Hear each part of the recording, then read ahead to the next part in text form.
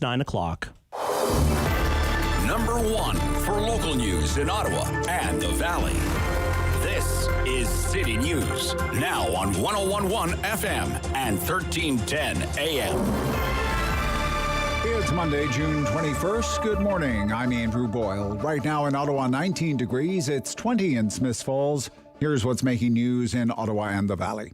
We are expecting this morning to find out what quarantine rules Canadian travelers to the United States will soon have to follow when returning home. City News reporter Jamie Pulfer now with a preview of the changing border restrictions as the number of fully vaccinated Canadians rises. Here it comes this morning, 10 o'clock. The federal government is set to announce travel rules for fully vaccinated citizens and permanent residents. This as Canada hits a milestone vaccination target with more than 75% of eligible Canadians receiving at least one dose, 20% fully vaccinated. Officials say this is what was needed to happen to safely lift lockdown measures. Now we know restrictions on non-essential travel at the Canada-U.S. border have been extended until July 21st, but quarantine rules are set to change. What is currently being considered as the first step in this approach is to allow fully vaccinated individuals currently permitted to enter Canada to do so without the requirement to stay in government-authorized accommodations. Now, we recently heard this from Health Minister Patty Rideau. Minister of Public Safety Bill Blair tells the CBC we'll be hearing more about who would be subject to quarantine and what it means exactly to be a fully vaccinated Canadian. Travelers may also have to start using the country's ArriveCan app to show proof of vaccination. I'm Jamie Pulfer. City News Time, 9:01. Now, Ottawa residents heading for a second dose of COVID-19 vaccine this week are set to receive Moderna due to a provincial shipping delay for Pfizer until later in the week.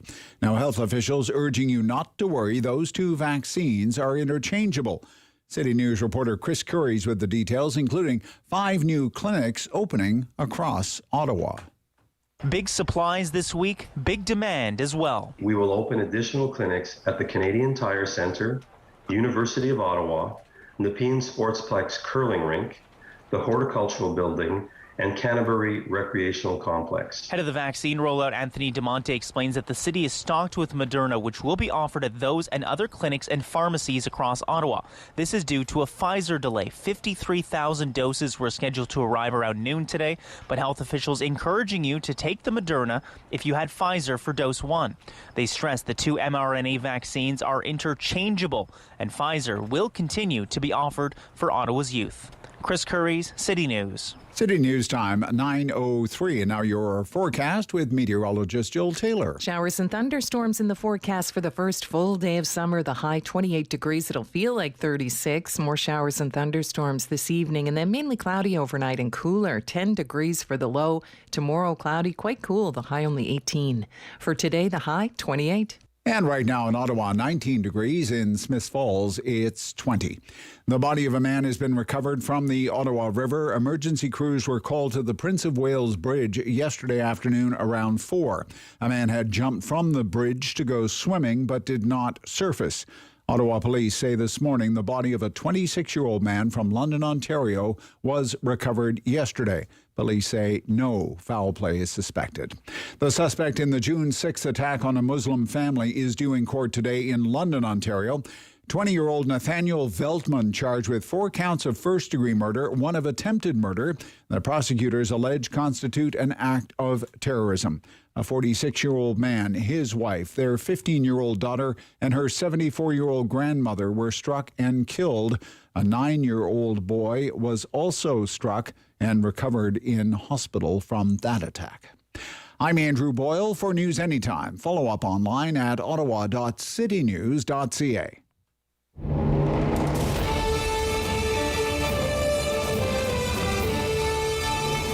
Separating headlines from hearsay. It's the Rob Snow Show on Rogers TV and City News. 101.1 FM and 1310 AM. $20. I won $20 in the Lotto Max. A few more numbers, I'm stinking rich, okay? But I will take the $20, and you know what I'm going to do? Oh, I'm going to let it ride. I'm going to let it ride. I'm on a streak, ladies and gentlemen. Good morning. Welcome to the Rob Snow Show on City News. Hope you had a great weekend. I hope you had a great Father's Day. I talked to my father. I might actually get to see my father sometime this year for the first time in 2 years, which would be nice. All depends on whether they're going to open the Atlantic bubble. But here in Ottawa, it's back to life, back to reality, back to another Monday. Thanks for coming along for the ride. There is much to discuss. We're kind of all over the place today. It's an eclectic mix. Politics, the environment, the battle against COVID-19, the vaccination program, the provincial reopening, maybe a little bit of history. I think it's going to be fun and informative. Looks to me like the Liberals, the Trudeau Liberals, got fifed again. Fifed. Yeah. Nothing makes my Monday morning more than a Bob Fife, Stephen Chase scoop on the front page of the Globe and Mail. Liberal MPs' budget pay same firms that help run campaigns. Okay, so let's unpack this a little bit. It's a very interesting story, to say the least. We'll have opposition political reaction to it this morning, because election speculation is all over the place. Parliament is going to end this week for the summer. Nobody really knows when Parliament's going to be back and what it will look like when it comes back, because there's a very good chance that there's going to be an election. August, September, voting day sometime in October. So, you know, all the political parties, the modern political parties now, they try to make the most of technology. They try to make the most of software to identify their supporters, to reach out to their supporters, to target their supporters with advertising. And for the Liberals, one of the tools that the Liberals use is called Liberalist. Liberalist.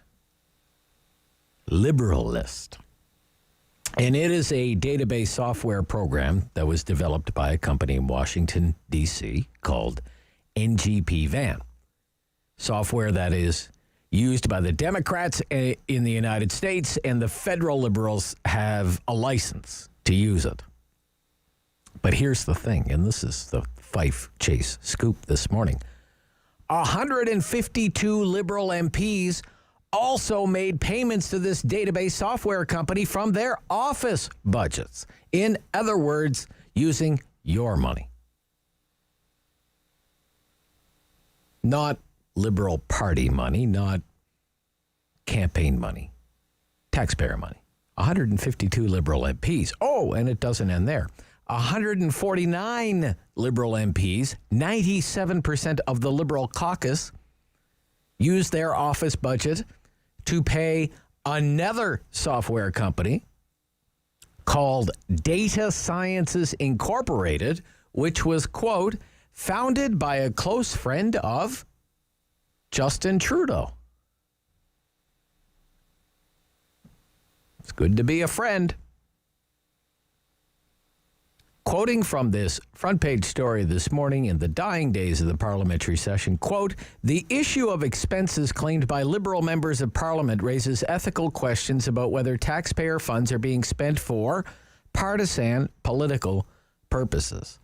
The friend of Justin Trudeau, his name is Tom Pitfield, and he goes way back with Prime Minister Trudeau. They've been friends since childhood, and Mr. Pitfield was on the island, okay, for the infamous Christmas vacation, the private island in the Bahamas owned by the Aga Khan.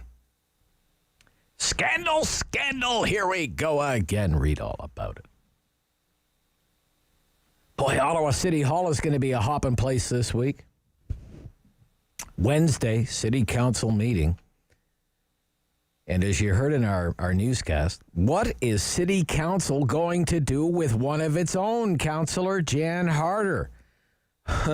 You talk about trying to bury bad news. They release this, 5 o'clock in the afternoon on Friday this comes out? A 101-page report from the Integrity Commissioner. And now City Council, I guess, has to decide, are they going to boot Jan Harder from the Planning Committee? She is the chair of the Planning Committee. Are they going to dock Jan Harder 15 days of pay? Will she be reprimanded? Because the Integrity Commissioner in a 101-page report says that's what should happen to her. Because she violated, according to this report from the Integrity Commissioner, the City Council's Code of Conduct. She hired the daughter of a developer to work in her office, and since she's the chair of the Planning Committee, that puts her in a conflict of interest. So she might have to leave that position. Wowza. It is interesting when you leaf through the report. I did that. The person who complained about this, maybe you call them a whistleblower, the complainant is never named. 101 pages of city speak, the complainant never named. For her part, Councillor Harder denies there was any kind of conflict of interest and that she has, quote, been working hard for her constituents since 1997. Nevertheless, her days of chairing the Planning Committee, very powerful committee, maybe that's coming to an end and she could be docked 15 days of pay. And as well, at the City Council meeting on Wednesday, and our friends at Rogers TV will have the council meeting for you, as they always do, the $1 billion electric bus ride comes up for a vote. Zero emissions buses for OC Transpo is how it reads on the agenda. I'm telling you, ladies and gentlemen, it's the fastest $1 billion ever approved by Ottawa City Council. From start, you think about this. From start to finish, the whole process will have taken about 2 weeks. Start to finish. We have gone, in a little more than 2 weeks, we'll have gone from going to run a little pilot program with a few buses, see how they work, what's the best route for the bus, those house the charging equipment. We'll just see how it goes, which is entirely, the sensible thing to do. We've gone from that to this. A 5-year plan to transition to electric buses with costs, quote, and this is from the city's own report, with costs, quote, close to $1 billion. The precise figure in the report is $986 million. $986 million. The whole deal was revealed in a photo op, at a photo op, on the 7th of the month. It will be approved by your city council on the 23rd of the same month. Sometimes these deals aren't even approved in the same year, let alone in the same month. Fastest $1 billion ever approved by Ottawa City Council, not even an hour of public consultation. Yeah, watch that meeting on Rogers on Wednesday. $1 billion. We have a local person coming on the program this morning, represents a local company that is in the business of reducing greenhouse gases from diesel engines. And guess what he says? City Council's plan, a little on the pricey side compared to some of the technology that's out there right now.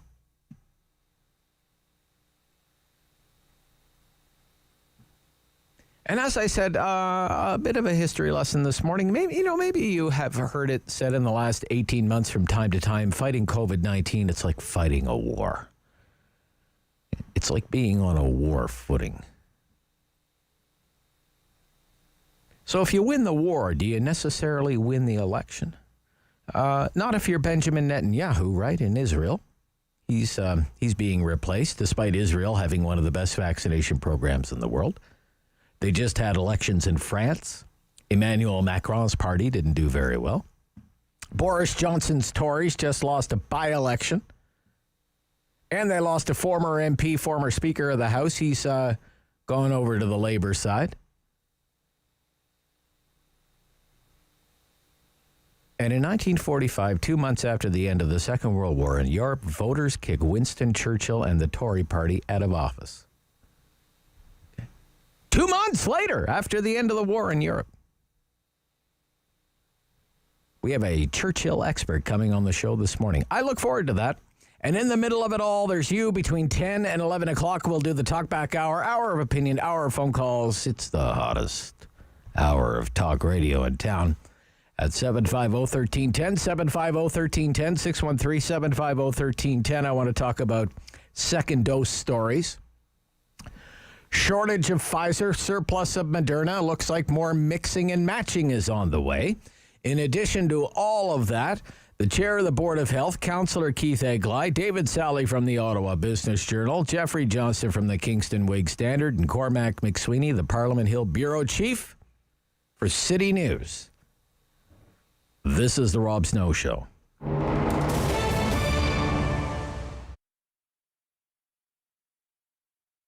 Opening a business especially in a pandemic, in that kind of situation, is very challenging. First, people don't know me, people don't know my product. To build a new clientele, to build a trust for them, to show them that I care about it. I do love my food. That was the biggest challenge. And of course, in all lockdown, we had to face it regards my employee, girls, ladies, what they work for me. I didn't want to tell them, sorry, I'm closed, I'm not having a job for you. No, they have families, they have kids to feed. So this is very important because we are family orientated. And we decided to open. We, of course, essential business. So been very tough, very, very tough, as we didn't see people on the road. Market was completely quiet, but we knew it that we have to wait, and we knew it that we're gonna be fine. In this town, we built online shop, Vedel Online, and we did Uber Eats, which one is picking up and is very, very popular. We have a really good feedback. So this is the song from my heart. And and we try to expand. I'm thinking about opening another location. So I want to make Vedel famous. I want to make the Vedel place to be for all the families with kids. Try the traditional food, what the grandparents cooked in the countries when they're from, or even Canadian people. They're more than welcome to come and try our famous pierogis. I try to be passionate about my food, organic food made with love, with all homemade, organic. So you can find food from all over the Europe: Polish, German, Ukrainian, Romanian, French, Armenian. So all kind of different types of food. Homemade lunches. We focus on the homemade lunches, grandma style. I keep always saying, like in my Genia Babcia house, how she cooked. I wanted this love and this food over here because I believe that would bring all people around me. And all the organic cold cuts, lovely selection of sausages, cheeses, European cheeses, great selections of mustards, French cookies. All what you need from Europe you can find here at the Vedel Touch of Europe. If you think good way, that's it. You have to. I had the option to cry in the corner and say, oh, pandemic is coming. No, you need to stand up and fight for it and have your eyes open, think outside of the box and do it.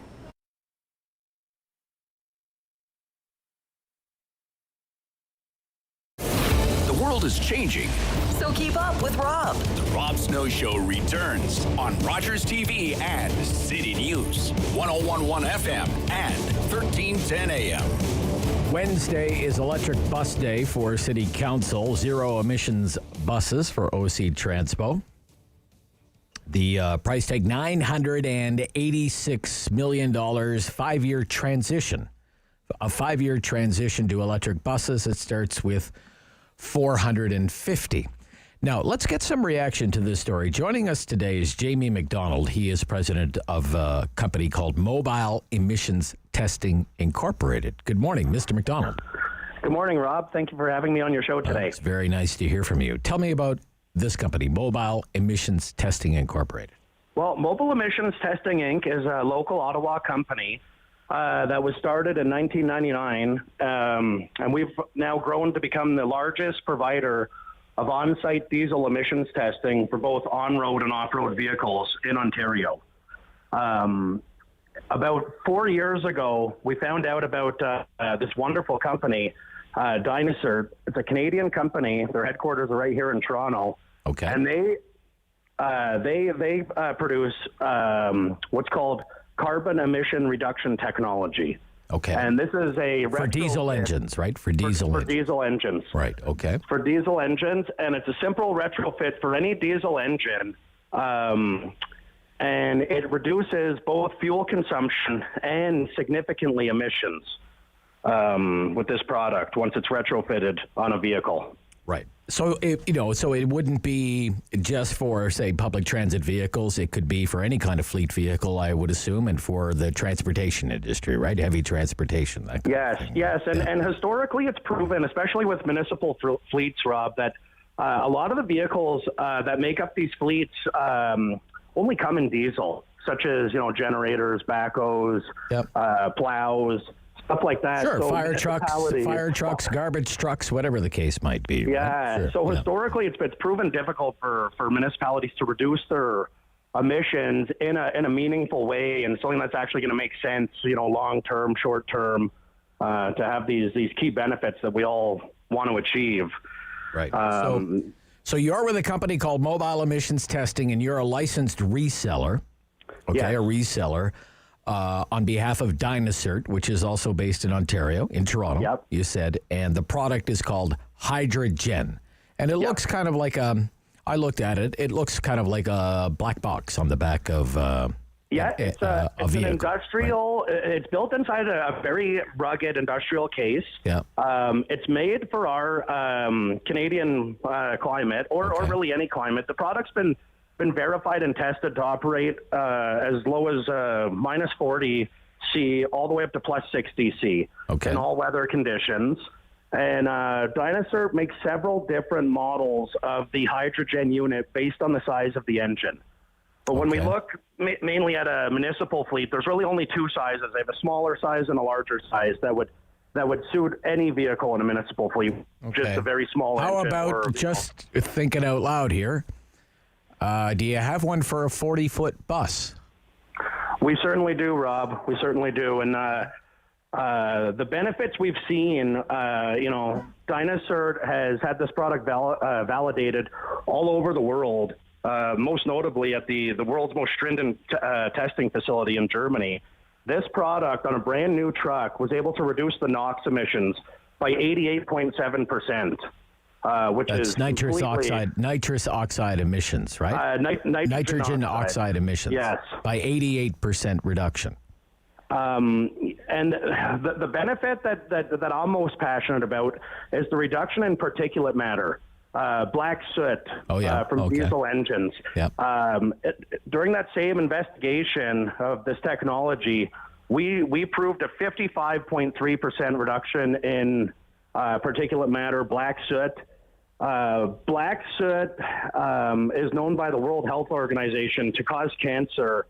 And there's been several reports all over the world where countries with lots of particulate matter actually had higher COVID-19 case counts than other countries. So reducing particulate matter is something that should be done at all costs. Nobody likes to see the black smoke coming out of the diesel bus, right? No. Your technology, you say, can cut that a little more than in half, 55% it cuts reduction. It basically in half. Okay. Yeah. All right. So I'll tell you how the unit works. The unit produces hydrogen on demand from distilled water through a very unique electrolysis patented system. And it only makes hydrogen once the vehicle is running. And the unit itself is smart. It's able to communicate with the vehicle itself through the onboard diagnostic port. And the Dynasert unit actually comes up with a strategy to make the vehicle the most fuel efficient as possible. Okay. While tracking the reduction in, it basically converts the fuel we're saving into reductions in CO2 emissions. And it does that in real time. The end user is able to see those calculations right on their iPhone or computer. Okay. So look, given that it does all of that, they must be flying off the shelf. It's not like Ottawa is the only municipality that has a fleet that they want to green, right? So have you sold any of this stuff? We have sold some, and Dynasert also has offices in Europe. Okay. There's global interest for this product. Because, like I was saying, historically, it's proven quite difficult to actually make a meaningful impact in reducing fleet emissions. So this product, we suffered from the pandemic as much as other companies here, especially where Dynasert's located in Toronto. We lost a little bit of momentum there, but we are back, and Dynasert. One of the main things that's garnering a lot of interest is that this product is certified by the Smart Sustainable Cities, which is a program recognized under the United Nations in an effort to meet net zero emissions by the year 2050. Okay. So, all right. So look, I've been all over this $1 billion for 450 buses, right? To make them totally electric. And this includes the charging infrastructure and everything.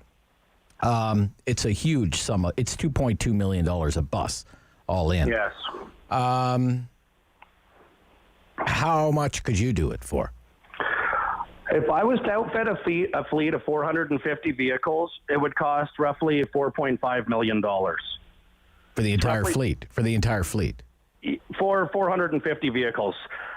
In our city's fleet, I'm estimating they have somewhere between 1,500 diesel vehicles. Maybe it's probably a little bit more than that. But at $10,000 each, you're looking at about $15 million to outfit the entire fleet. Wow. And basically cut the greenhouse gas emissions in half as soon as this unit is installed on there. Okay. As well as improve fuel economy. And okay. Interesting, sir. It's very interesting. We'll see what happens on Wednesday. Yep. I have a feeling we're going big or going home on Wednesday by the sounds of things. But I think that, given every city is looking to go green, I think it's very important that, we always say shop local, shop Canadian. If we do go ahead and buy those buses, I hope they're made in Canada, as I know that we do have a couple bus manufacturers here right in Canada. And if they don't offer those 40-foot electric buses for our climate, there's probably a reason for that. But I think preference should always be given to Canadian companies. Dynasert has a wonderful solution to reduce pollution here globally with their product. Okay. With many other benefits. Okay, perfect. Thanks, Jamie MacDonald. We've got to go, but thank you. Yeah, the president of an Ottawa company, Mobile Emissions Testing Incorporated, which resells this product, Dynasert, hydrogen by Dynasert. And he says he could cut nitrogen oxide emissions by 88%, particulate matter by 50%, for about $10,000 a bus. The plan on Wednesday is $2.2 million a bus. Just so you know. We're back after the news on City News.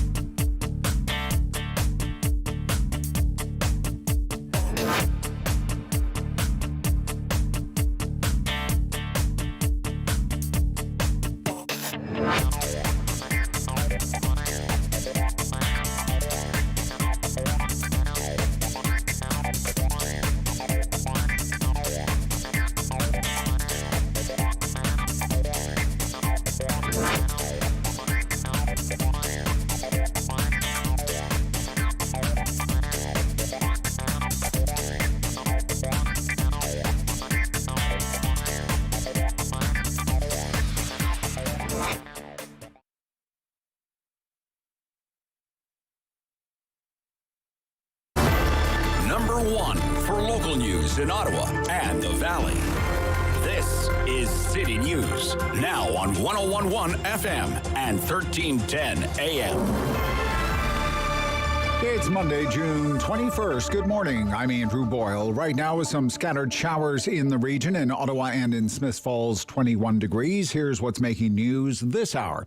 Leisure travel not expected to be included in the new measures with the United States border today. But we are expecting a number of federal cabinet ministers to make an announcement within the next hour on new border measures. It could include those fully vaccinated not having to quarantine in a hotel upon their return to this country. Choice for a location to get a COVID vaccine expanded by 5 city locations, but the choice of shots reduced by 1. Moderna is the only shot available today. Pfizer's shipment for the week has been delayed, likely to Wednesday. The body of a man who went missing after jumping off Prince of Wales Bridge to go for a swim in the Ottawa River yesterday has been recovered. Police Marine Unit located the body yesterday after the disappearance was reported around 4 yesterday afternoon. Ottawa police say the 26-year-old was from London, Ontario. City News Time at 9:31. I'm Andrew Boyle. For News Anytime, follow up online at ottawa.citynews.ca. Firm. Fair. Fun. The Rob Snow Show returns On Rogers TV and City News, 101.1 FM. and 1310 AM. On the 5th of July, 1945, the United Kingdom had a general election. And Winston Churchill and the Conservative Party, the Tories, routed their support down about 12 points. They lost 189 seats in the House of Commons, and it was a massive win for the Labour Party. Prime Minister Attlee. Huge win. They gained 239 seats in the House of Commons. All of this happened 2 months after the end of the Second World War in Europe. How does something like that happen? Win the war, lose the election. We are joined this morning for some insight into this by Randy Barber, Chair, International Churchill Society, Canada. Good morning. Well, good morning, Rob. It's really nice to hear from you. Thank you for taking the time. My pleasure. What was happening in 1945, just right after the election? There's an election call. Take us to that time, sir. Well, I will. It's quite a conundrum. As you may know, Churchill was asked by George VI to form a government. It was either him or Lord Halifax, and Halifax didn't want it, quite honestly. And so Churchill formed a coalition government, and indeed through the war had Clement Attlee as his deputy prime minister, and they got along quite well, actually. Churchill traveled a great deal through the war and always relied on Attlee to sort of keep other things together, which he did, of course. And then all of a sudden, the war's finished, and away go the Tories. Now, I should mention that Churchill's constituency was called Woodford, and he not only won, but he won by a huge majority over what he had in 1935. So he won personally. Right. But the Tories took a bad beating, as you've already mentioned.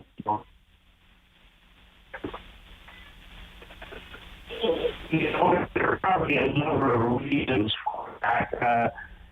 One of the main ones, Churchill predicted that the men and women of the armed forces would vote against him, and of course they did. And there was also why? I'm curious. Well, everybody wanted to get back to normal, I think, which maybe plugs into where you're going with this. But folks had 5 terrible years of war and deprivation and the rest of it, and the Tories had been in power since 1935. So. Okay. I'm just going to ask you to hang on. David is going to pick up the phone and talk to you because our phone line is a little bit rough this morning. It happens from time to time. Live radio, not much you can do about it. Still ahead on the program, by the way, Michael Barrett. I'm going to ask for Michael. He's a Conservative member of Parliament, Leeds-Grenville-Thousand, Islands, Rideau Lakes. He's the ethics critic for the Conservatives in the House. Just a few days left of the parliamentary session. And there's a major story from Bob Fife and Steve Chase on the front page of the Globe and Mail. Liberal MPs' budgets pay same firms that help run campaigns. So are software database programs being used by Liberals to do constituency work, and then could they be cross-pollinating into partisan work, i.e. election campaigns? That's the issue this morning that is being highlighted in that Globe and Mail report. We'll ask Mr. Barrett about it. Geoffrey Johnston from the Kingston Whig-Standard, David Sali with the Ottawa Business Journal. It's all ahead here on the Rob Snow Show. Okay, I think we have Randy Barber back. He's the chair, again, of the International Churchill Society Canada. Let's try this again. Mr. Barber. Yes. Yes, much better, much better. Thank you very much. Good. So you were talking about how the rank and file members of the armed forces turned against the Tories. Yeah. Let's pick it up. Let's pick it up there and why that happened. All right. Well, I think they just fought a terrible war, and the people wanted things to get back to normal. I'm not sure whether you picked up that the Tories had been in power since 1935, and they wanted to change there. Clement Attlee actually had displayed himself quite well through the war as deputy prime minister, and and of course, while Churchill is traveling, and he traveled literally tens of thousands of miles during the war, Attlee was there and was the face of the government when he was away. So they had a chance to get to know him. The local papers, the daily papers in England, in London, were very, very much anti-Tory, except for one. And so I think a combination of all that, quite honestly, defeated the Tories in that election, and that's probably the best that I can come up with at this particular point. Would you describe it, though, as a move to the left for the UK? Oh, definitely. Although Churchill, and how did that? I'm sorry, Mr. Barber. Considered, I think, a red Tory, but there was a move to the left. They were the alternative. The Liberals at that point were not. They lacked a cohesive leader, I think, and they didn't have their. For heaven's sakes, the leader of the party, David Lloyd George, at that point. So it was a shift to the left. Which didn't last very long, as you know. Churchill then won along with the Tories in 1951, when he was actually then elected as prime minister, before he'd been appointed. 6 years later, right? 6 years later. Absolutely. Yeah. And the reason was he popular? Was Churchill popular though? Right after. Well, yes, he was very much so. As I said, he won with a huge majority in his own riding, but he was still quite popular with the people. There was no doubt about it. And you can see the pictures with him and the king and queen, etc., and the princesses up on the balcony. And he still enjoyed a large majority of personal favoritism, if you will. People still liked him. He was the fighting premier, if you will, and was credited a great deal with helping to win the war. And you would think you could ride that wave to an election victory, but it just didn't happen. One of the things that I should mention too that Churchill did, and it was a very strange thing. He said in a speech on June the 4th, 1945, that a socialist government would fall back on some form of the Gestapo, which was certainly, vilified by the press, and he always regretted making that speech. We all don't know why he did, but when you're fighting for your party as leader of the party and as an appointed prime minister in an election, he was trying his best, and that was one of the things that certainly backfired on him very badly. Right. So it's almost as though Churchill was the right man for the right job. Yep. Winning the war. Yep. Leading the country through the war. But once the war was over, it was time for someone new. Yeah, well, when war did come, it required certainly someone to see it through, and Churchill had that quality. Even Baldwin, Prime Minister Baldwin, knew it. He wanted no part of Churchill in his cabinet. We'll prevent war by giving Hitler what he wants, he said, or pit him against the Russians. But if war does come, this is a direct quote, and I quote, "We'll want Winston to be our fighting prime minister." And that was basically the way they felt about the man, and it proved to be true. Okay. Do you think there are any lessons from 1945 that could be applied to the current political environment? Oh, yeah. Well, I think first of all, I don't think Starmer is any Attlee. Clement Attlee, I don't think he has that depth that Attlee had. I think that Boris Johnson, and I've had the opportunity to meet the man just once briefly at actually an international Churchill conference in England a few years back when he was mayor of London. And he spoke to us at that time at the conference because he'd just written a book called The Churchill Factor, which you may be aware of. Not a particularly scholarly book, but one very interesting and reasonably well written. Okay. But he's a flexible kind of a guy, I won't go as far as to say if you don't like this principle, well, here's another one, but he's very much adept at moving his party, I believe, to wherever it needs to be, which is probably very close to the center. And I think that he will do that, and he won't make a Gestapo speech, that's for sure.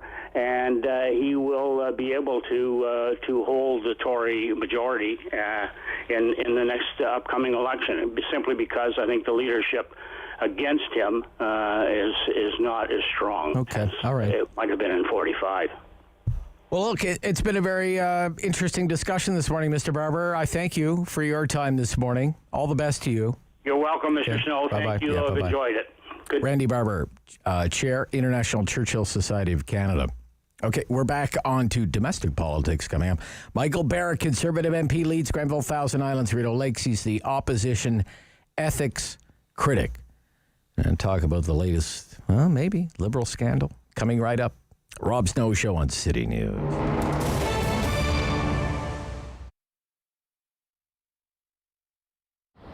I wanted to give gifts to my volunteers, so I started making, I knew this is a skill I had, so I made chocolate that had culture, a cultural based with a teaching, because culture here is not just a little part, it's the large part, it's the fundamental part of our organization. So then we started doing, just little programs, and we sell a few at a fair.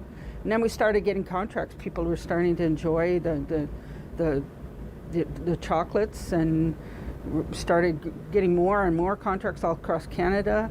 Then we decided to become a social enterprise, and we were able to create 2 jobs. And Val is one of our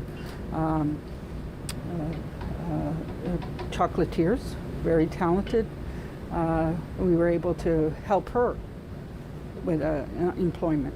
We started just with a little bit in the kitchen, doing a little bit of chocolate together, and next thing, it's just kind of taken off. And it's great, because I love to be creative, and we get to create a lot and make up stuff, and it's just I just love it.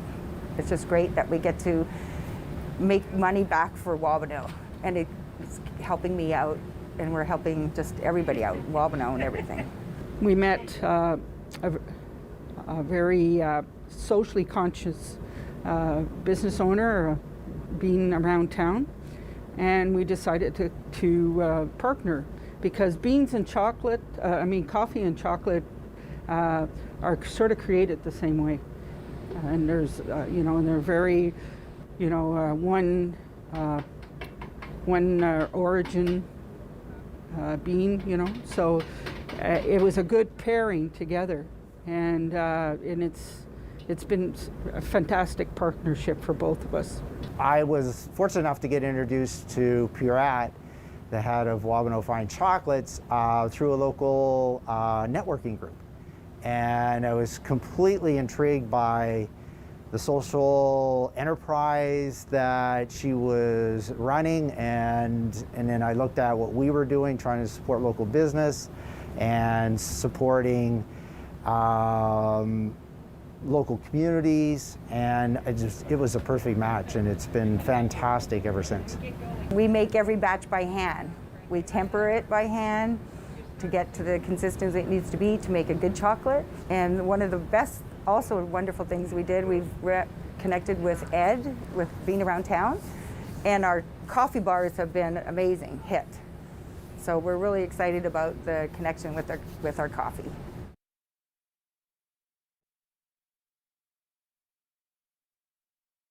Pillar of community opinion. The Rob Snow Show returns on Rogers TV and City News. 101.1 FM and 1310 AM.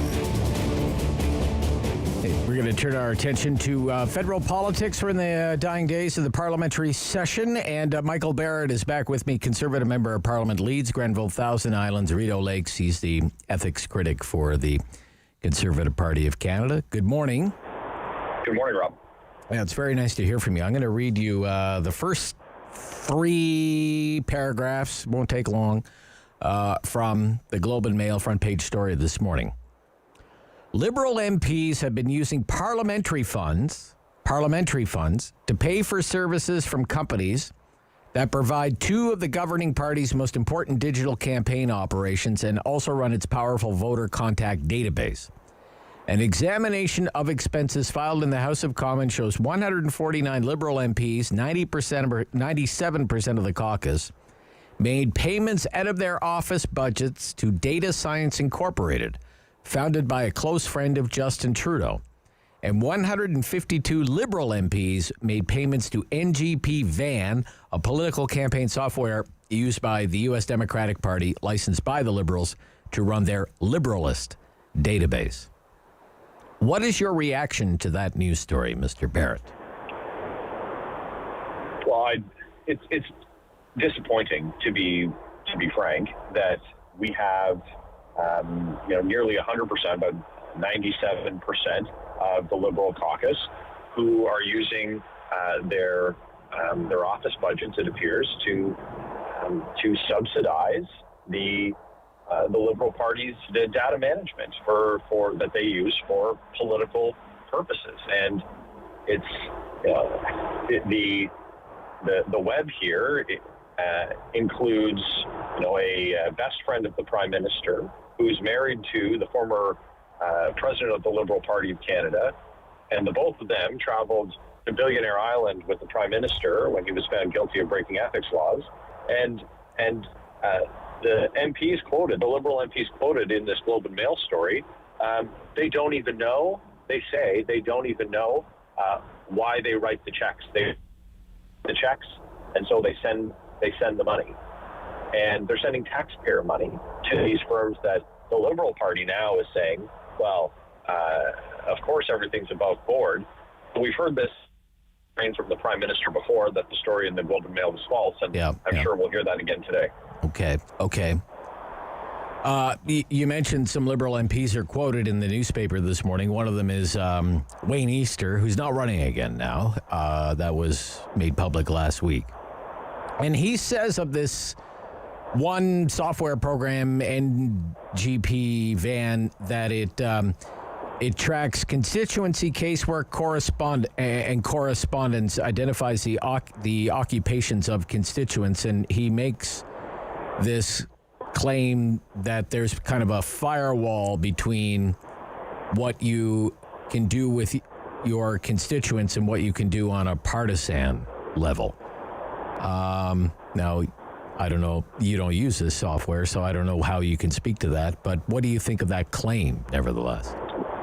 I don't believe it. They're using they're using the same software program to do with constituent information that they're collecting with parliamentary resources to do exactly what that exact same program does during elections with voters. So they're telling us that there are 2 identical data sets that they don't cross-populate the information with, but in the same story, those MPs really aren't even sure why they're paying for it. So it's frankly not believable. Yeah. Another Liberal MP said, quote, "I haven't got a clue. I can't explain it. I vaguely recall once a year we write a check and it's always been explained that it is within the ethical guidelines, so we all kind of sign up for it and it goes into some oblivion." End quote. What do you think? What do you think about that? I mean, when it goes into some kind of oblivion. So, yeah, I think that like a lot of taxpayer dollars, it goes into a liberal oblivion. But in this case, directly to subsidize the same software that the Liberal Party uses during elections. And when the assurances given to Liberal MPs are by serial ethical lawbreakers like the Prime Minister and his top cabinet officials, I think that a closer look is warranted when the Prime Minister has rarely made apology for ethical breaches, saying that it was for the greater good. I'm sure they think the same in this case as well. So the allegation will be that Liberal MPs are using their office budgets to fund partisan activities on the, and there's all sorts of election speculation now, of course, with Parliament winding down. What do you think about that allegation? Again, it's disappointing that we have a situation where the Liberal caucus has been asked to go in lock stock on this scheme. The folks who are willing to give comment don't know why the money is being collected and what it's being used for. And you have some MPs, like the member for Beaches East York, who haven't opted into the program, and he often goes offside with the government when he doesn't like the way they're conducting themselves in the House, and I think that speaks to the issue as well. So when we're this close to an election and questions are being raised about the use of taxpayer funds in relation to political activity, I think that it's going to continue to erode Canadians' confidence in the work that their politicians, their elected representatives, are doing for them. And we need more than just non-answers in the last few days of this sitting of the House of Commons from the government. We're going to need further examination by independent entities, and frankly, it would be if the government has nothing to hide, if the Liberal Party has nothing to hide, they should be the ones offering an independent audit by an officer of Parliament, perhaps the Auditor General, and if it's found that this activity isn't above board, the Liberal Party needs to repay, and there should be other sanctions. Well, I should say it's not a grand sum of money. We're not talking about We Charity scandal-like money here. We're talking about, what, $75,000? Something like that, right? So why do you think... I'm sorry. Tens of thousands. Tens of thousands. Yeah, it's about $75,000 according to the report. Every year, yeah. Yeah. Why do you think this is only coming to light now? Well, it's interesting. The annual line-by-line disclosures for members' office budgets has just been released, and so and that's available to the public. And so on I think the first day that it was available, that this line-by-line was available. And this is a new level of detail that's being offered in these reports for the first time. This was a change made in the previous Parliament, I believe. And so now people get a full look under the hood at where money is going. And so, at the very first opportunity where Canadians can see how the Liberal members are spending their office budgets, my goodness, there's questions of ethical impropriety. Right. Okay. So again, Tom Pitfield is the name mentioned in the news story. Married to Anna Gainey, former president of the Liberal Party, and they were on the infamous Christmas vacation 2016. So as the parliamentary session draws to a close, you were very busy as the ethics critic, Mr. Barrett. How would you describe kind of the ethical record of this government as this session comes to an end? Look, you have a prime minister who was investigated by the ethics commissioner 3 times in the last 6 years, found guilty of breaking the Ethics Act twice. His finance minister fired in disgrace last summer, and to cover that up, they shut down Parliament during a pandemic. I'd love to rhyme off for you, but we don't have enough time before you get to the top of the hour. All of the committees and the dozens of hours that the Liberals filibustered anytime any accountability questions were asked.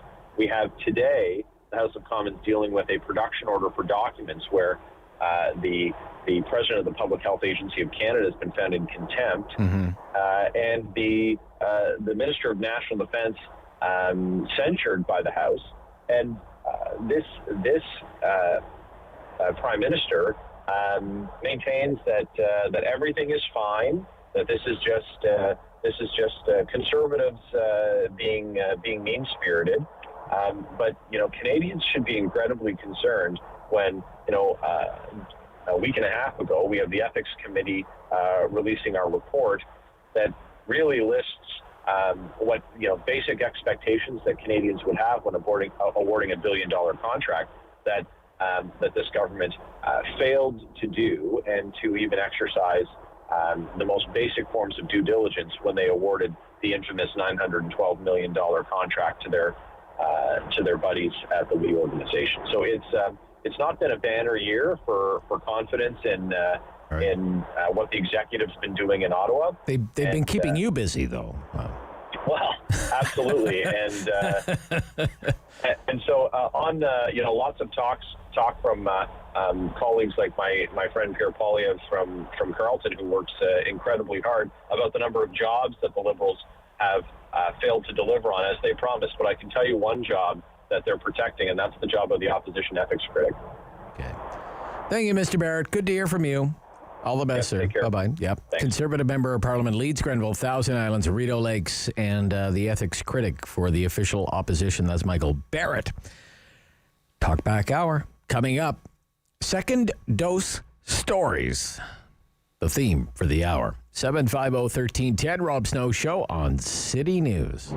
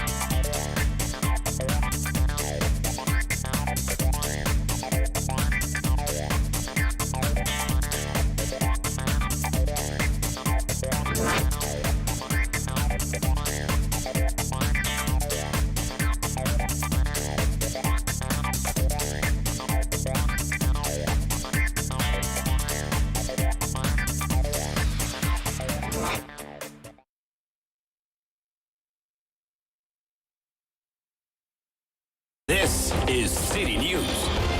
IWW 1310 AM in Ottawa. And CJET 1011 FM in Smiths Falls and the Valley. Number 1 for local news in Ottawa and the Valley. This is City News, now on 1011 FM and 1310 AM. It's Monday, June 21st. Good morning. I'm Andrew Boyle. Right now with some scattered rain in the region, 21 degrees in Ottawa and in Smiths Falls. And here's what's making news in Ottawa and the Valley. We'll find out in just moments from now what the new rules will be for fully vaccinated Canadians looking to re-enter the country. After weeks of waiting, the federal government is set to unveil phase 1 of the border reopening plan. Here's City News Parliament Hill reporter Cormac McSweeney. The federal government had already signaled it's looking to relax the rules around quarantine for fully vaccinated Canadians looking to enter the country after traveling abroad for essential travel. We're expecting more details from ministers, but the feds have already said by early July they're hoping to scrap the mandatory hotel quarantine and the full 2-week home quarantine measures for those who have already received both doses of an approved vaccine. They will still have to go through the arrival testing, but if it comes back negative, they're free to go. Last week, the Prime Minister said the feds won't have a vaccine passport available until the fall. Until then, they'll be using the Arrive Can app to allow people to upload their vaccine documentation to prove that they've been fully vaccinated. Over the weekend, the country hit an important target of 75% of the eligible population receiving 1 dose and 20% getting 2. However, the feds have signaled we may need 75% fully vaccinated before borders reopen. The government also announced last week that restrictions around non-essential travel at our border, including crossings with the U.S., have been extended until July 21st. Cormac McSweeney, Parliament Hill. City News Time at 10:02. Just getting the latest numbers of COVID-19 in the province. 270 new cases today. Of that number, 12 are in Ottawa. Just 1 case in Renfrew and none in Leeds-Grenville-Lanark or Eastern Ontario Health Unit. The province is also reporting there are 3 more deaths in Ontario. Now, this was a rather low number of tests that were completed, just over 13,800. The positivity rate is around 2.5%. A severe thunderstorm watch for the region is now in effect. Environment Canada says conditions are good for the development of severe thunderstorms. They could be capable of producing strong wind gusts, large hail, and heavy rain. With your forecast, here's meteorologist Jill Taylor. Showers and thunderstorms in the forecast for the first full day of summer. The high 28 degrees. It'll feel like 36. More showers and thunderstorms this evening, and then mainly cloudy overnight and cooler. 10 degrees for the low. Tomorrow, cloudy, quite cool. The high only 18. For today, the high 28. And once again, under that severe thunderstorm watch, 21 degrees in both Ottawa and in Smiths Falls. An update on a water rescue effort around the Prince of Wales Bridge yesterday. Police divers did recover a body late yesterday. Emergency crews called to the bridge around 4 yesterday afternoon when a group of people were jumping into the river and swimming. One man from the group jumped off the bridge but did not resurface. Ottawa police now say they have recovered the body of a 26-year-old man from London, Ontario. His name has not been released. The police investigation does continue and foul play is not suspected. City News Time, 10:04. If you're looking forward to watching the Tokyo Olympics next month, you will see some people in the stands. Late in the decision-making process, organizers finally say yes. Some locals will be allowed to watch events, but there will be strings attached. Organizers have set a limit of 50% of capacity, up to a maximum of 10,000 fans for all of the Olympic venues. The decision, however, remains controversial. It contradicts the country's top medical advisor, who last week recommended that the safest way to hold the games would be without fans. Tom Rivers, ABC News at the Foreign Desk. And I'm Andrew Boyle. For news anytime, follow up online at ottawa.citynews.ca. Talk back. Hello. On the Rob Snow Show. The phone lines are open at 613-750-1310. Now, the Rob Snow Show continues.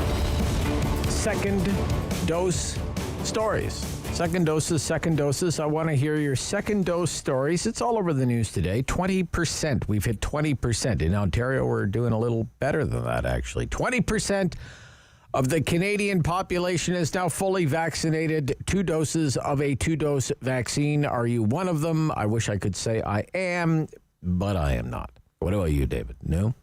No, 1 dose. 1 dose. We're 1 dose people. One right? dose summer for us. We're with the majority. We're the other 80% still just 1 dose, but nevertheless, 20%. Okay, we have hit that milestone. Are you among the 20%? How did that come to pass? How did you secure your second dose of vaccine? I want to hear your second dose stories. Was it local? Was it here in the Ottawa area? Was it at one of the local vaccination centers run by the municipality? Was it from a pharmacy? Eyewitness news, okay? This is what we want to hear. Or did you have to travel? Last time we jumped into this topic, which was just last week, a lot of people had to drive about an hour outside of town. And if you did that, I'd like to find out how that went. A lot of people headed east. Took some calls from people who were doing road trips to Cornwall and doing road trips to Castleman. Some more people were headed west to places like Kingston. Were you one of them? And if you have had your second dose, did you get it local, okay, or did you have to travel? And more importantly, was it a chore? Was it a chore? Or was the booking process relatively easy?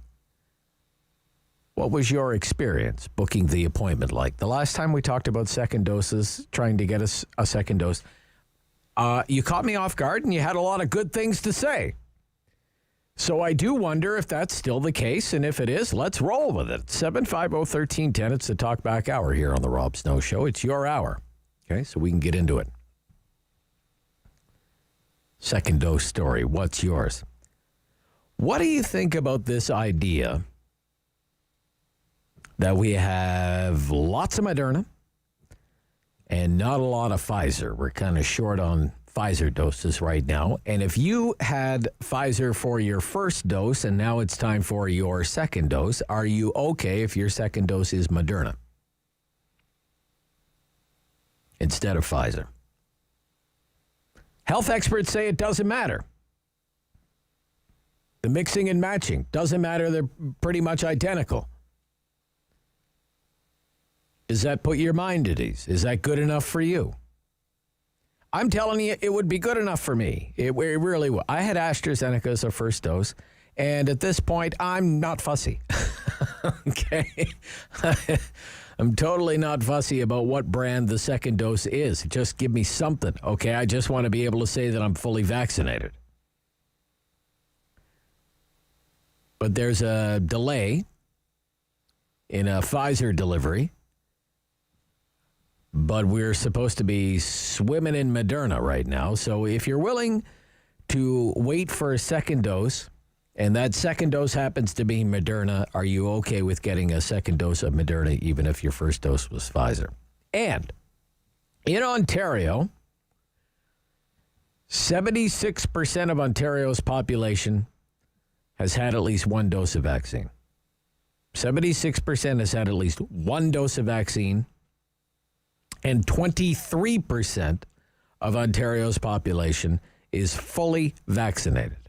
So like 23.6. You could almost say almost a quarter of the population of the province has been fully vaccinated. Now, given that the province has hit those milestones, should we accelerate the reopening? Should we accelerate the reopening of the economy? We're still many weeks away from fully reopening. We're not even to the second stage yet. We're still in the first stage of the reopening. But 76% of the population's had 1 dose. A quarter of the population of the province is fully vaccinated. Should we accelerate the reopening? Locally here, we have 12 people in the hospital with COVID and 3 people in the ICU with COVID. That number just came out. 12 cases reported in the last 24 hours. I saw this thread on Twitter this morning from somebody claiming to be a doctor. I mean, it's Twitter. You never know. Have you seen this? Pfizer and Moderna are practically the same. And it has a picture and it says Pfizer. and underneath it has a picture of a Ferrari. And amazingly effective against all variants of the virus. And then under Moderna, it has a picture of a Lamborghini. And it says amazingly effective against all variants of the virus. And under AstraZeneca, which is what I had for my first shot, it says trusty and dependable. And it has a picture of a Toyota Camry.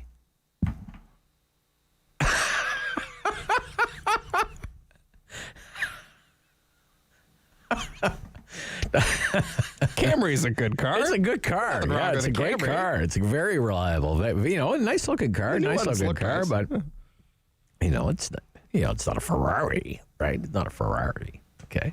Did I get the Camry and somebody? You got the Ferrari. You got the Ferrari of vaccines. Isn't that good to know? Okay, great. All right. So, lots of questions there. Let's go to Marie. Good morning, Marie. You're up first in the West End. Morning. Good morning, Rob. Yeah, hi, Marie. Yeah. There is such a thing as being in the right place at the right time. Okay, is that your story? That's my story. Okay. I got my first Pfizer shot at the Sportsplex on April the 7th, okay. And I was due July 28th. After church a week ago, last Saturday, I went to Shoppers at Westgate, and as I walked in, there was an announcement came over saying they had 2 Pfizer doses left if anybody in the store would like to have to get them. One man went up, and I was behind him, and I got my second shot. Wow. So I'm very, very pleased about that. They just came over the speaker and announced it? They did. Yeah. Holy cow. I picture I picture like The Price is Right. Like, come on down.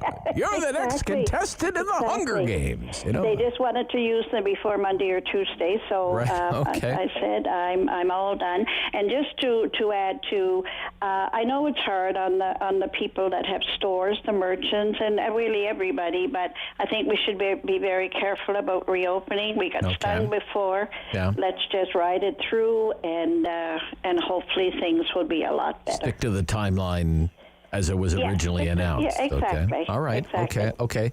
So you had a first dose of Pfizer and a second dose of Pfizer. Yes, and I you're did. all done. Yeah, I'm the Lamborghini, I think. Yeah, you see her. Yeah. Good for you, Marie. Congratulations. Thanks, Rob. Thank you. Bye, Thank you dear. for your call. Yeah, 750-1310. Second dose stories, mixing and matching, perhaps accelerating the reopening. Given where we are with the vaccination program right now, 76% across the province, 23.6% fully vaccinated now. Does that mean we can accelerate this reopening? We're still in phase 1. We're not even in phase 2 yet, let alone phase 3. What do you think? 750-1310. In Nepean, Darlene. Good morning, Darlene. Good morning, Rob. Morning, Darlene. Yeah. Yeah. I've had my 2 doses. Good for you. Second one yesterday. Oh, yes, just yesterday. Okay. Yeah. Good for you. Good for you. And how did that go? It went well. Okay, good. Except that the woman that gave the injection, she wanted to chat. Okay. And all right. You weren't in a chatty mood, Darlene, or? No, I wanted to get out of there, actually. Oh, I see. Okay. All yeah. right. But, I mean, she was nice. That's and good. Okay. Was it in a pharmacy or a municipal? It was at the Sportsplex. At the Nepean Sportsplex. Okay. And the first one was at the Ron Colvis Center. Ron Colvis Center, Yeah. sure. Yep. Both Pfizer or? Both Pfizer. Good and for you. it went well. Yeah. Yep. No problems? No, just like my arm's a bit sore, and that's it. Right. Okay. That's good. You know, but. So you've been calling me for a while throughout all of this, Darlene, and you've been very kind of, shall I say, pro-lockdown. Yeah, and we have to be still, you know. Still have to be. Okay. All right. Take precautions. Yeah. Driving home last night around 10 o'clock, the Queensway, it was like a Saturday night or a Friday night. It was, so I think. It was busy, you mean? Oh, busy, yeah. Yeah, busy. Okay, yeah, and, okay. You know, the masking, wearing a mask, the sanitizing, social distancing, we got to do that, you know, because it's too powerful, especially, you know, with the Delta variant yes. from India. And, yeah. So, yes, reopen businesses, the poor businesses, but be careful. Okay. Thank you, Darlene. I'm glad you're fully vaccinated now. Yeah, me too. Glad to hear that, Darlene. Thank you. Be right back. 10:15, first quarter done. Talk back hour, 750-1310 on The Rob Snow Show.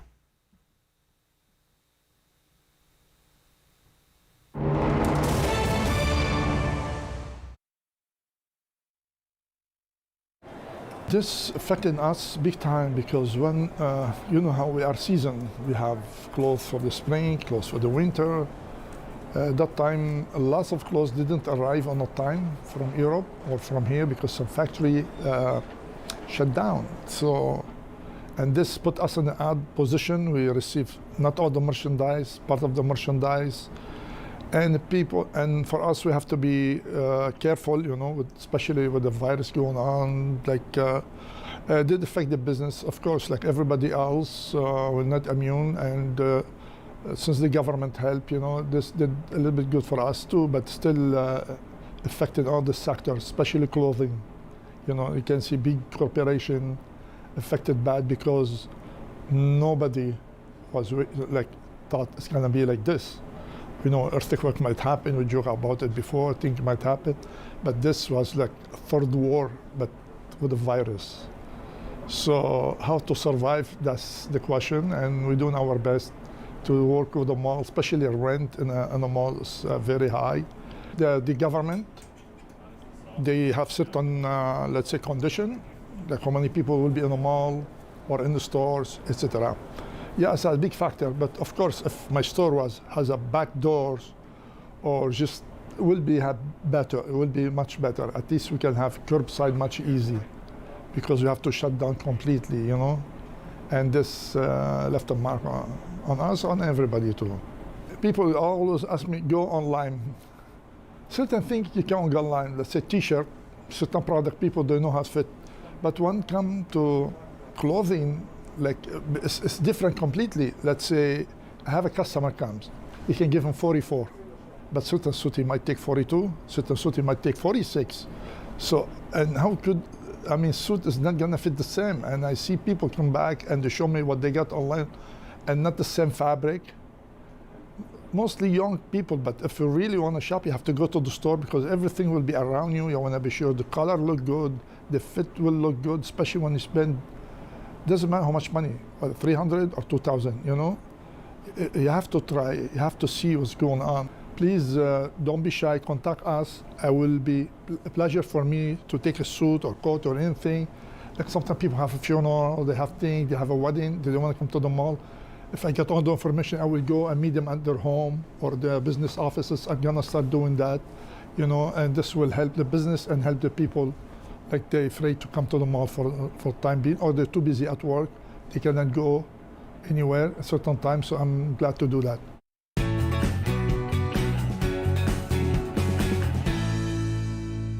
It's time to talk back on The Rob Snow Show. Have your say and call now. 613-750-1310. There's this news conference happening now with some of the Trudeau cabinet. Bill Blair, Minister of Public Safety, announcing that fully vaccinated travelers are no longer subject to the mandatory hotel quarantine starting July 5th. U.S. citizens remain in place until at least July 21st. In other words, foreign nationals coming to Canada for non-essential purposes will be turned away at our borders. We recognize that people are anxiously awaiting to reopen the border.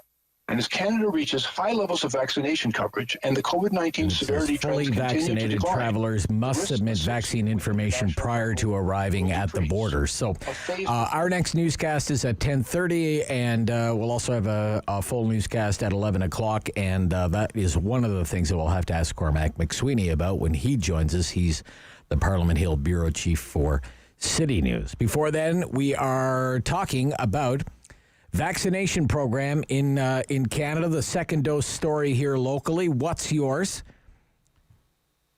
Given the news that 20% of the Canadian population has now had a second dose, are you one of them? How did that happen? Did you have to travel? Did you go to Cornwall or Castleman or Kingston? Heard a lot of that last week. Or did you get it locally here? What do you think about this idea that we're short on Pfizer, but we have loads of Moderna? So if you had Pfizer for your first shot, you should be okay with getting Moderna as your second shot. Are you okay with that? And given that 76% of Ontario's population has had at least one dose of vaccine and 23% of Ontario's population is now fully vaccinated, and there are only 12 people in the hospital in Ottawa with COVID and only, 4 in ICU? 4, I believe I said 3. It's 4. Can we accelerate the reopening? We're still in phase 1. What's your reaction to that? 750-1310. Barry, good morning. Barry, you're on City News. Barry. Good morning, Rob. Nice to hear from you, Barry. Are you fully vaccinated now, sir? No, I'm sorry to butt into the show because I've only had one shot, but something I was thinking of over the weekend, and I was hoping you'd have something on vaccines this week, is why nobody in the press or the media has brought up the issue of the 4 months wait between shots. Oh, it's come up, Barry. Make no mistake, it's come up. Yeah. Yeah, well, I know it's come up, but just nobody has been able to find out, even from the drug companies, what they would speculate the effectiveness is of that second shot after 4 months. Well, the drug companies have appeared before parliamentary committees, and they've been adamant it's not what the drug companies recommend. And 16 weeks, Barry, is the longest wait in the world. Yeah, exactly. And let me ask you. I want to get this back on track here, okay? I want you to tell me you had one dose, right? Yeah, I've had one shot of Moderna. One shot of Moderna, so you'd be fine getting a second shot of Moderna. You would prefer a second shot of Moderna, I'm guessing. Oh yeah, no problem. No problem. What if it was a different brand? Well, Pfizer, if it was a similar type, like an mRNA. Right. You'd want to stick to that technology. Sure. Do you think, given where we are with the vaccination program right now, Barry, 76% here in Ontario, one dose, 23% with 2 doses, do you think we could move the reopening along a little faster? What do you think about that? Well... Or do you want to stick to the Doug Ford timeline here? Maybe not hold our breath, but I think we should wait and see, Rob. Wait and see, yeah. Okay. Well, they're talking about the new Delta variant coming back in the UK pretty strong. And yes, it did come back pretty strong, yeah. The way we are holding back the second shots here, thanks to our Prime Minister, I think we should maybe wait and see because, the numbers have come down really well. I know a lot of people are sick and tired of lockdowns and stuff like that, but it's just not worth having the hospitals full and in crisis situations if the Delta variants come back. I think if we beat the numbers down by having the lockdowns, then I think our Premier is right in keeping it there for a while, just to see how the Delta variant comes back and affects us and to see how long it does take to get everybody fully vaccinated. Because like I was bringing the issue up of the effectiveness of the second shot after 4 months, because if the whole 2 shots is only worth 40 to 50% effectiveness, then it's almost like we're going to need a third shot. And Pfizer has said we're supposed to get a booster in the second year after the 2 shots. So how long is it going to take Trudeau and all his procurement idiots to figure it out? All right. Okay, Barry, gotta go. Thank you. I want to fit in a few more calls here before the bottom of the hour. Cornwall, John. Good morning, John. Yes, sir. I'm a first-time caller. Well, I appreciate that, sir. Thank you for calling. Yes, I received my first shot April 17th. Yeah. And I was able to get on this morning. My second shot was due for August 17th. So, But I was able to get on this morning. Within 2 minutes, I had booked an appointment for this Monday at 11:10. Oh, good for you, sir. Good for you. Right in Cornwall. Right in Cornwall. You don't even have to travel, so that's good. Don't have to drive anywhere. Nice and easy. And so anyway, I'm pretty happy with it all, Yeah, I bet you are. Sure. Yeah. Long time to wait, right? Yeah. That's for sure. Yeah. So, John, what was your first shot that you had. Yes. What kind was it? Do you know? It was a Pfizer. It was Pfizer. So, it's all over the news today. There's not much Pfizer to go around, but we have a lot of Moderna. Now, maybe by next week, all of this is sorted out. But what if the nurse at the station says, we only have Moderna? Are you going to be okay with that? I've got no problem with it at all. No problem. Well, that's good, John. No, I want to see the end of it. You want to see the end of it? Yeah, good, good. Right. Absolutely. Okay. Well, I'm glad to hear. Now, look, we're at 76% has had one dose and 23% has had 2 doses, and we're still stuck in phase 1 of this reopening plan. Do you think we should speed that up, John? Or I mean, I would like to see it sped up, of course. I feel bad for all the small businessmen. I mean, I'm retired now, so it doesn't affect me much, but I want to see the end of it. There's no doubt about it. But, I got to go with the pros, who know about all this stuff. And, if another couple of weeks are going to make a difference, well, let's keep it on for another couple of weeks. Okay. Thank you. Good to hear from you, John. Thank you. All Rob, the best, sir. I appreciate it. Yep. Great stuff. I think we have time for one more. In Ottawa, it's Rob. Good morning, Rob. Good morning, Mr. Snow. How are you? I'm good, sir. Thank you for calling. I'm fully vaccinated with 2 Camrys. 2 AstraZeneca doses. Okay. Yes, sir. Okay, good for you. Good for you. Yeah. We've got 4 Camrys. So, okay, all right. And it was seamless. I had my first shot in Kingston, and the same pharmacy phoned back and said I got it at 12 weeks instead of 16. Good. And they just phoned back and said, we have your second shot ready. Come and get it. Just like that. Yeah. Okay. Just good like for you. That. Yeah. Good for you. Totally seamless. Yeah. 12 weeks. But you sound like a young man to be fully vaccinated. No, I'm 62. Oh, 62. Okay. All right. Good for you. Good for you. Well, I mean, that's still a young man. I don't mean to insult you. Relatively young. And it's been good. And as far as extending the lockdown, I'm of 2 minds. Okay. I mean, I do feel for people that own businesses and small business people, but I think Premier Ford, he got burned the last time, and I think he's going to play it safe. Because no matter what he does, every major union, every naysayer, he's going to be wrong. So I'd rather him be on the safe side and just get this thing over with. Okay. Thank you, Rob. Thank you for your call. Halftime Talk Back Hour. One line available there at 750-1310. Grab it. We're doing the second dose story today on the Rob Snow Show on City News.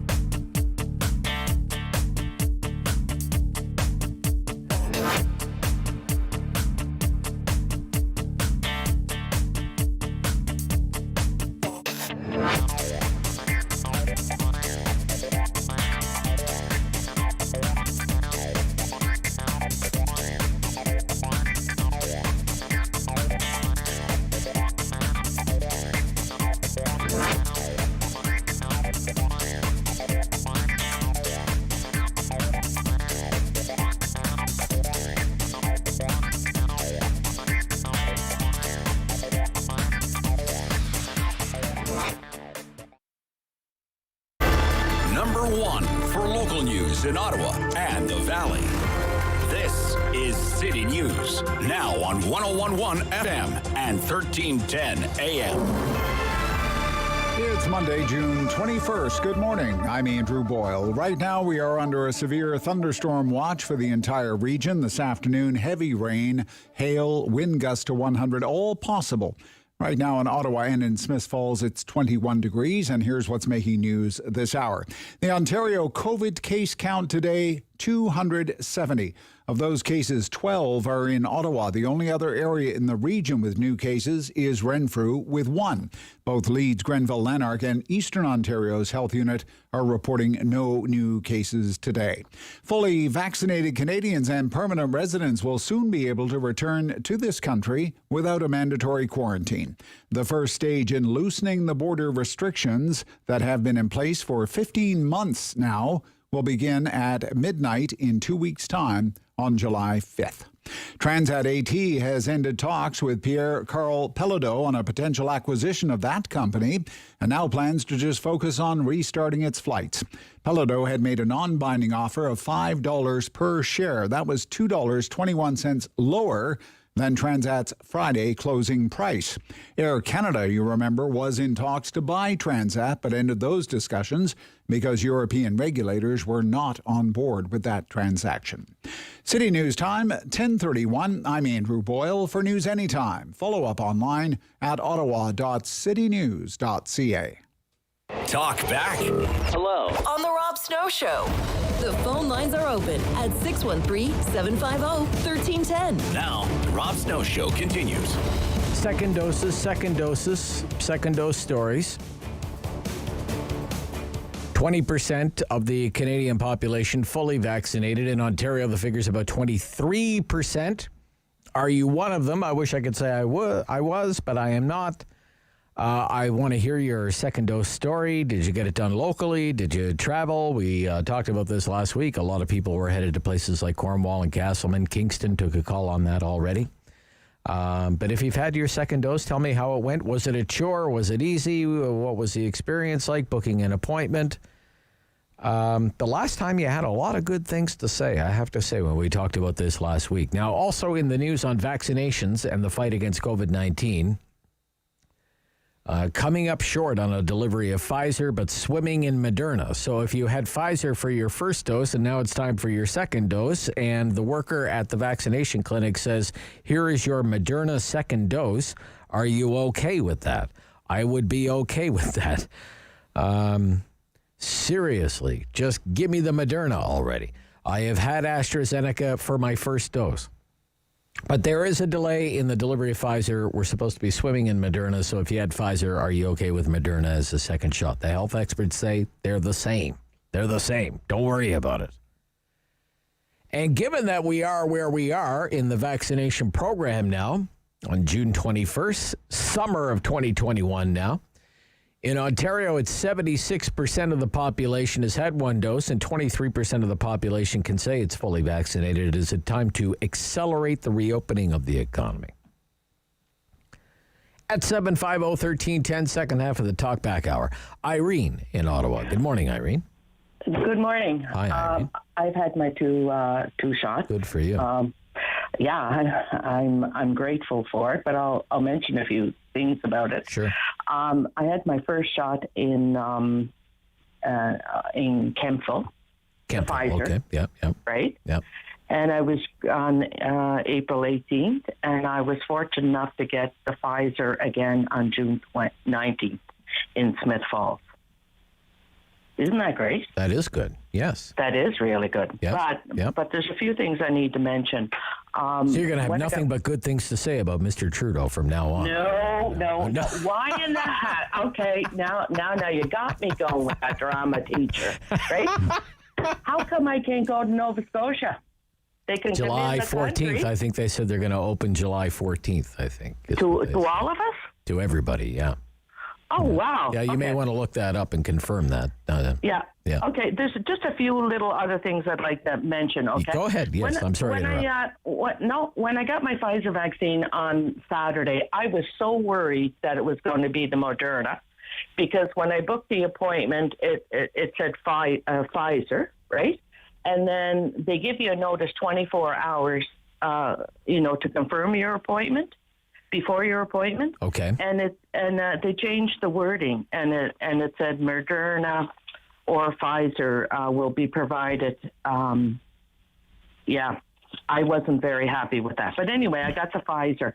When I was at the appointment, of course, being a Maritimer, we ask questions. We chat, Yes. And I happened to mention, I said, well, will my doctor be getting a copy of the vaccine, the type of vaccine? Oh, well, no, that's too much work. And I was thinking, well, why in the heck did I put my doctor's name down there? Right. So I would suggest that people take the copy of the vaccine and give it to the doctor's office in case there's ever a recall. Okay. Or there's some other issue you need to prove or something like that, right? Your doctor. I don't know. I haven't really asked any doctors about that, so. No, but I mean, it's good to have it on file because you know how things happen months, years later. Whatever. Yeah, sure. Yeah. Right? Yeah. Now, another thing I'd like to bring up very quickly. Yesterday I was reading an article in the Ottawa Sun by Warren Kinsella, who used to be very pro-liberal, but he worked for Jean. He worked for Jean Chrétien, yeah. Well, he's not happy with the drama teacher we got now. No. But I believe he got the AstraZeneca too, and he mentioned something in the article about pencils being sharpened now for lawsuits. Oh, okay. All right. Okay. Because like this whole, it's been a whole screw up, having like 3 or 4 different types of vaccines come into the country, and like there's no control, and then you get nasty, always changing the message, and then you get Dr. Tam, depends upon which way the wind is blowing, what message she gives out. Like, how can you trust them? Okay. And how?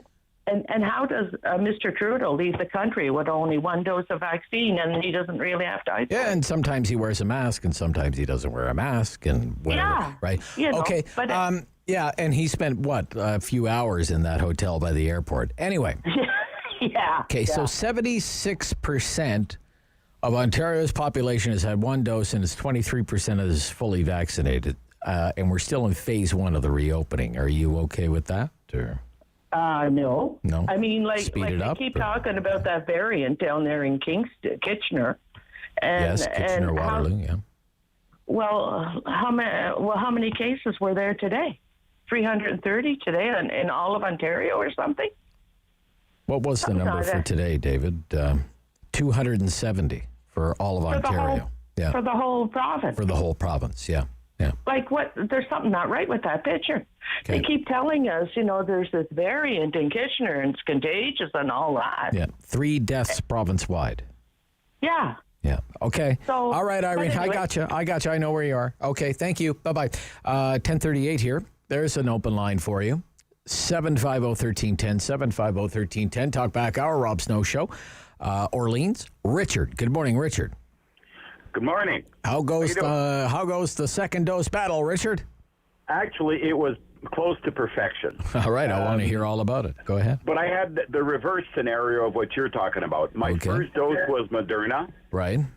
Then my wife put us on waiting lists with 2 branches of a large drugstore chain. Sure. So one store called us. We didn't take the call right away. When we called back, it was too late. An hour later, another store called us and said, yeah, we can see you at 7 o'clock tonight. Then the first store called us back and said, well, we can see you at 2 o'clock this afternoon. So we went to that one. It's like 400 meters from my house. The pharmacist says, well, I see you got Moderna first. This is Pfizer. He asked me, are you okay with that? I have to ask you. I didn't have to sign anything, but I had to say I was okay with it. He gave me the shot. That was 10 days ago. Yep. 0 side effects. Okay. Feeling just happier than a pig and whatever. Sure. So, in a blanket. That was great. Good. Okay.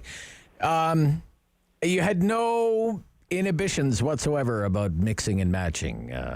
Listen, this is a health issue. Yes, it is. And I have no expertise in that. If you were to ask me, should we paint the train red or blue, I might have a pertinent opinion. Okay, all right.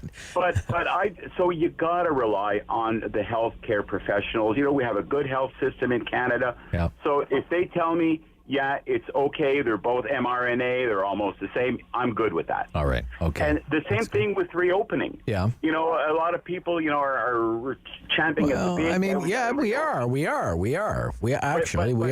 And, go ahead. It's just frustrating, you watch television, I don't know if you watch sports, you watch the U.S. Open, you see the big crowds, you watch, a hockey game, you look at the Vegas hockey game compared to the Montreal hockey game. Vegas they have 10,000 people, Montreal is 3,500 people. Like, can't we get on with things here, Again, well, first of all, I don't think the U.S. is a good role model for much of anything. Okay. I don't know how long that place is going to last, but anyway. Okay, all right. Again, the healthcare professionals are telling us this. I like the economy, I like money, but I like my health more. So health comes first. Okay. And if the healthcare professionals say we got to wait, the public health professionals say we have to wait another 2 weeks, another month, then that's what you got to do. So that's just the way it is. So I'm satisfied with the way our country has handled this. Nobody's done this in 100 years. Yes, there were mistakes, but I really think in the bottom of my heart that people like Trudeau, whom I would not vote for, people like Doug Ford, whom I would not vote for, but I think both of these guys have done their best. Okay, they've done their best. Okay, thank you. Thank you, Richard. Right. Okay. Nick in Ottawa. Good morning, Nick. Good morning. How you doing? I'm good. What's your second dose story, Nick? So I booked it at 10 to 8 this morning. I got on. Okay. I figured I'll try out these out-of-town places. There was a appointment open in Cornwall at 9:30, so I clicked on it, got in the car, drove out. They didn't even, I got there at 9 o'clock. They said, go right on in, got it. It was gone out the door by 9:15. And they had tons of, he said they have lots of Pfizer and Moderna. Oh, lots of both. They had lots of both. Okay, Issues with they had no issues with the Pfizer. Oh, good. Cornwall. Okay, all right. Beautiful complex. I'll go back there again. I love the way it was. No waiting in the car or anything. They said go right on in. And this was like a municipal facility in Cornwall. It was the Benson Center. It's a big sports facility. Right, like their hockey arena or whatever, right? Yeah. Okay. So it was like it was inside. It was like an indoor soccer field. Oh, I see. It was nicely laid out. It was great. I'll go back there again if I need a third dose. Okay, all right.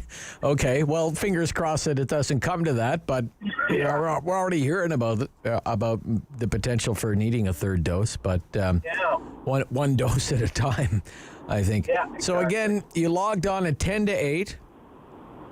They said there's an appointment at 9:30. Yep.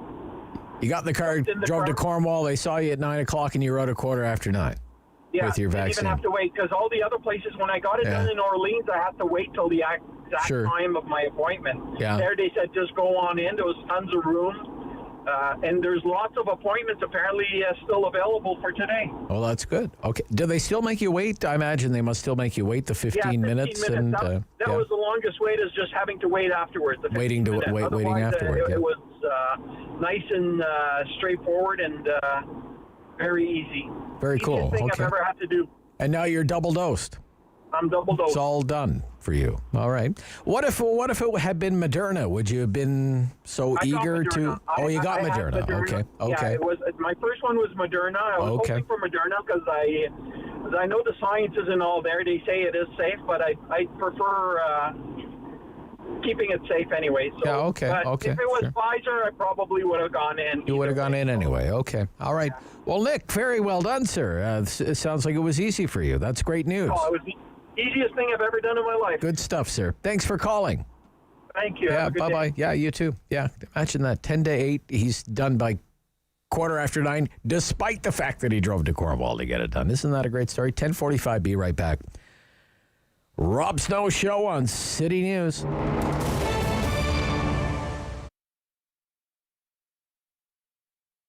Here at the Thirsty Maiden, we offer a variety of products.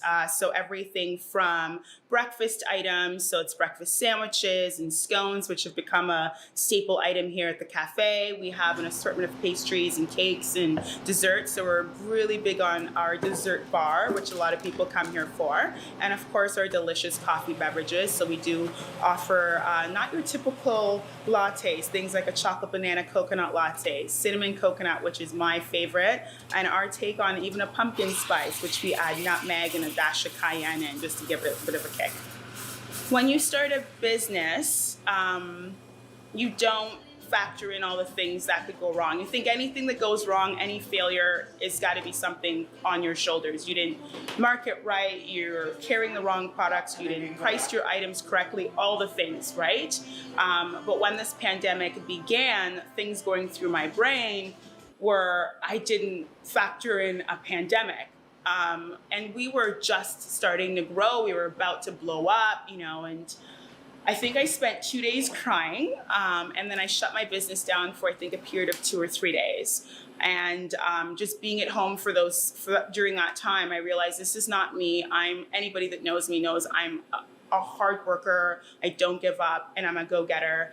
And I started to think, well, I should probably just start clearing out my freezers and posting and seeing who wants to buy what. And that was sort of how I built my momentum back up. I realized that there's still a large number of people that wanted to support us and were looking for the items that I had to provide.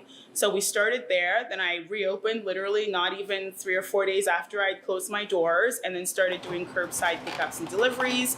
Started doing the deliveries myself, free deliveries to the local community, going as far as Bell's Corners and Carp as well. And that's why we're still here. This community has really kept us going a year into the pandemic. We've had a changeover of staff a couple times now, and situations change, and when you can't offer hours and hours for your employees, you don't blame them when they have to go elsewhere. So I think that's also been one of the challenges is recruiting, training, and then they leave, and then bringing in more people and recruiting. And anybody in this industry will tell you that that's something we deal with on a regular basis, whether or not COVID's in the mix or not. But more so now, because every time there's a lockdown, there's a risk of, will we make it through? And then you lay off more staff. And again, their situations and their circumstances change.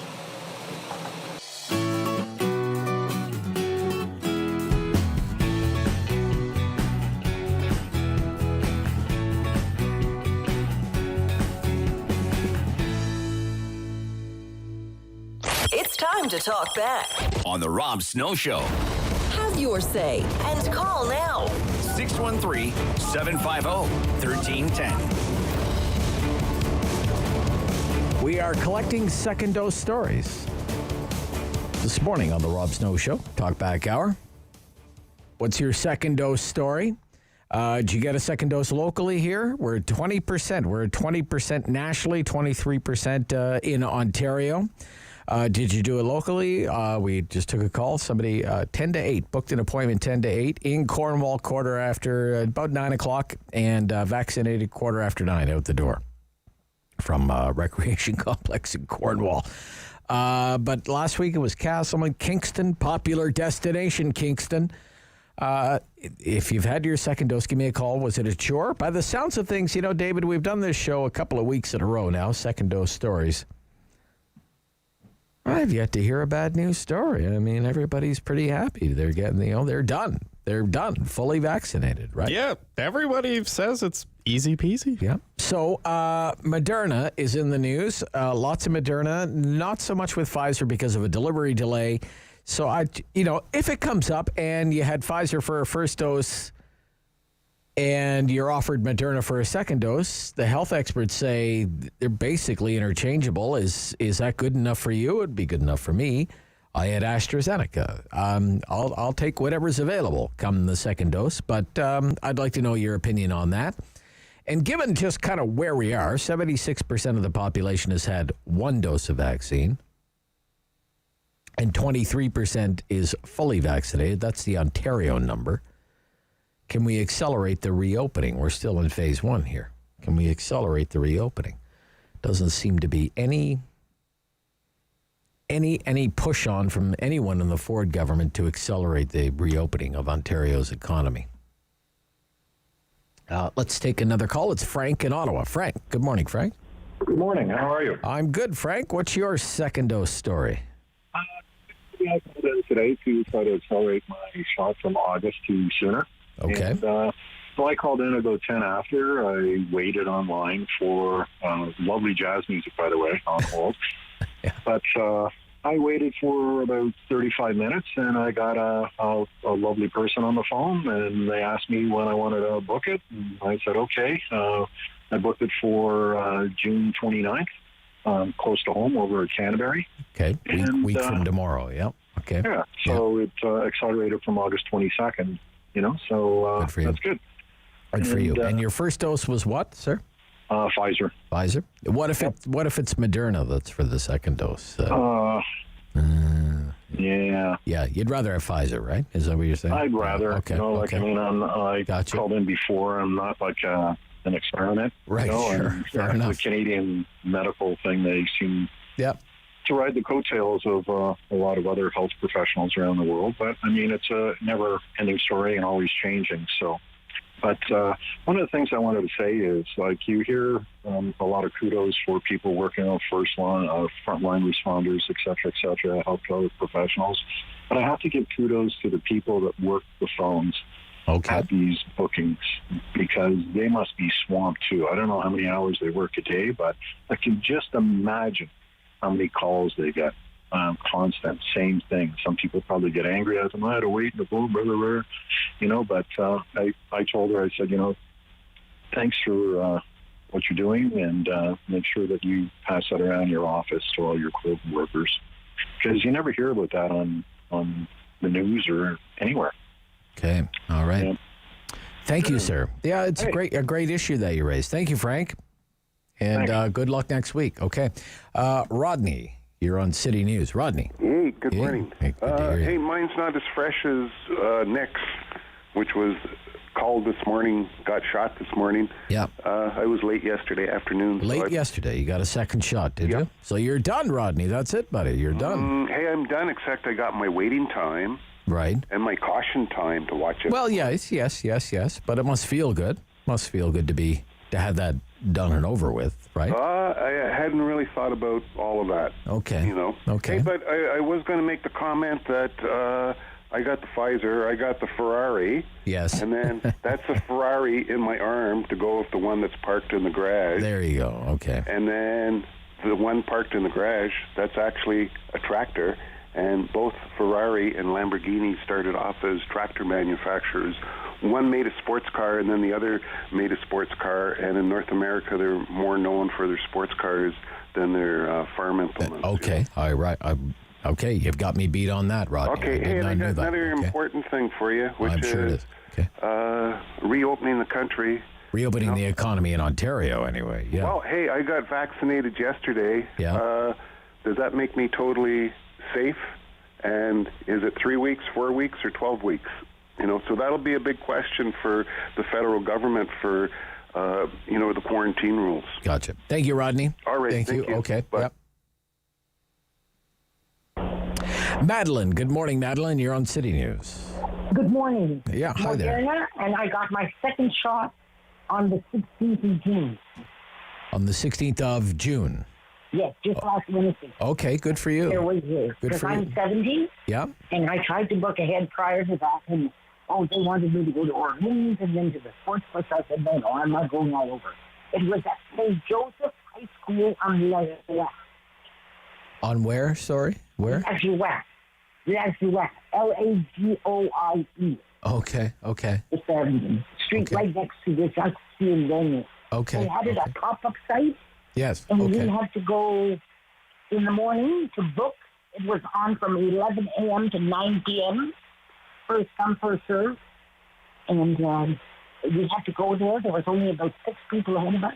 And they gave us a ticket to come back at 7 o'clock at night, depending on she needed Pfizer and I needed Moderna. So it was all with the ticket, and we came back at night and each got our... Right. So you're all done? All done. Yeah, feels good, I bet. Yes, and I feel great, and thank you. Thank you for listening to us. Now, what I want to mention is this. They were in our building for the census, collecting on all the floors, and I told them downstairs in the lobby, they should not go in door to door and collecting for the census. For the census, okay. Put it in the mail. All right, okay. Thank you, Madeline. A little off topic there. I'm going to move along, okay, with the census. Rob in Constance Bay. Good morning, Rob.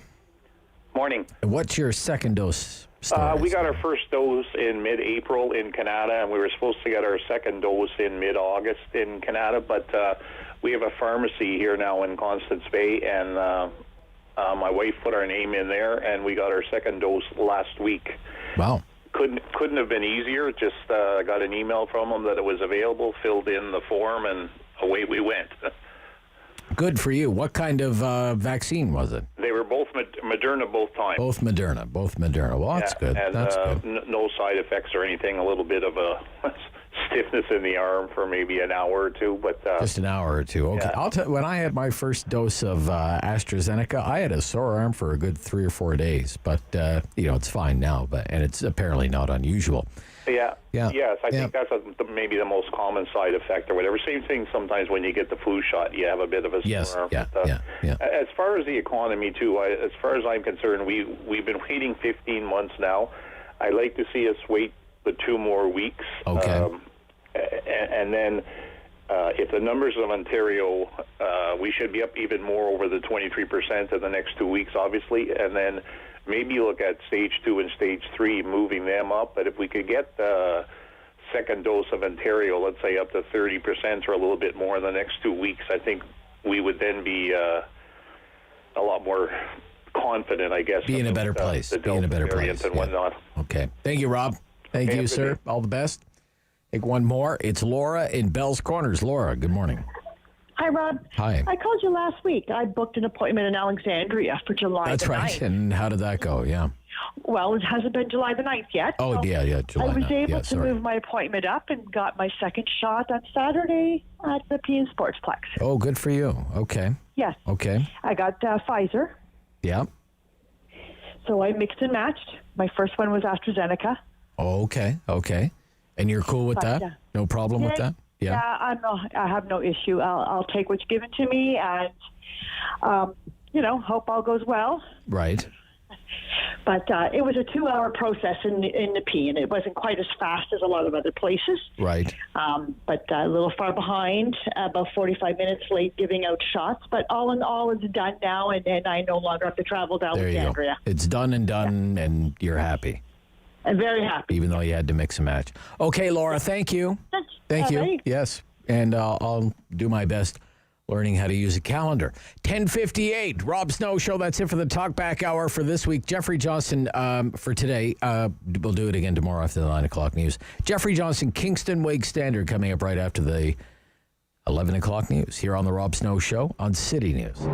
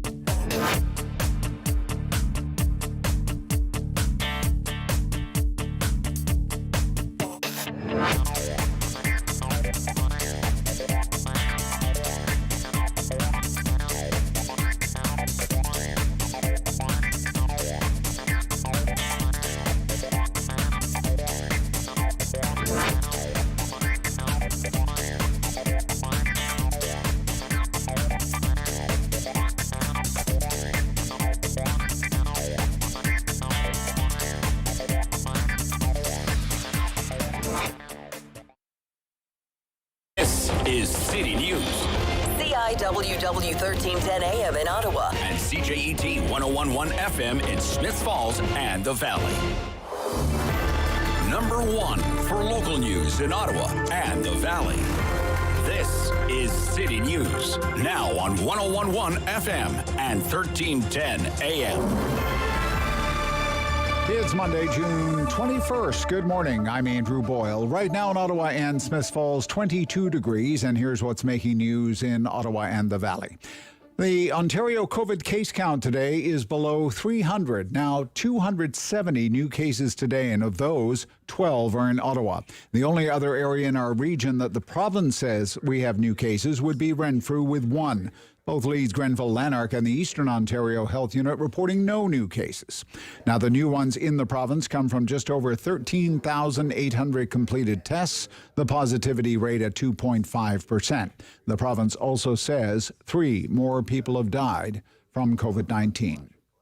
The federal government has now unveiled the details of its first phase of border reopening with the United States. There will be exemptions for fully vaccinated travelers beginning early next month. City News Parliament Hill reporter Cormac McSweeney with the details. The first phase to relax border restrictions begins at 11:59 p.m. on July 5th. Public Safety Minister Bill Blair says this only applies to Canadians returning to our country under the current rules, allowing only essential travel. To be considered fully vaccinated, someone has to have the full dose requirements from a Health Canada approved vaccine at least 14 days prior to arriving in Canada. For families, if a parent is fully vaccinated but the kids are not, the children still have to go through the normal quarantine, but don't have to stay in a hotel. The parents can leave the home while their children are quarantining. The measures being announced today are only for the first phase, not a full reopening plan with any set indication of when the border with the U.S. or all international ports of entry will be reopened.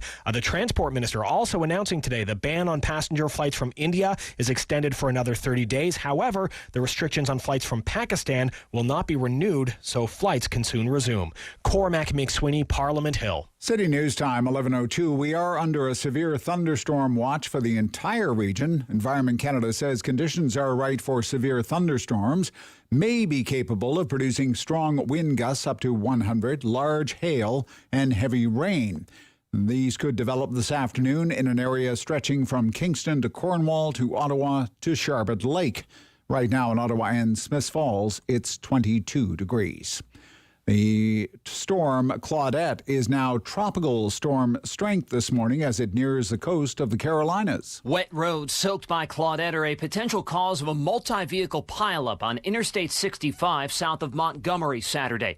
8 of the 10 people killed were girls in a van from a youth ranch that's home to neglected or abused children.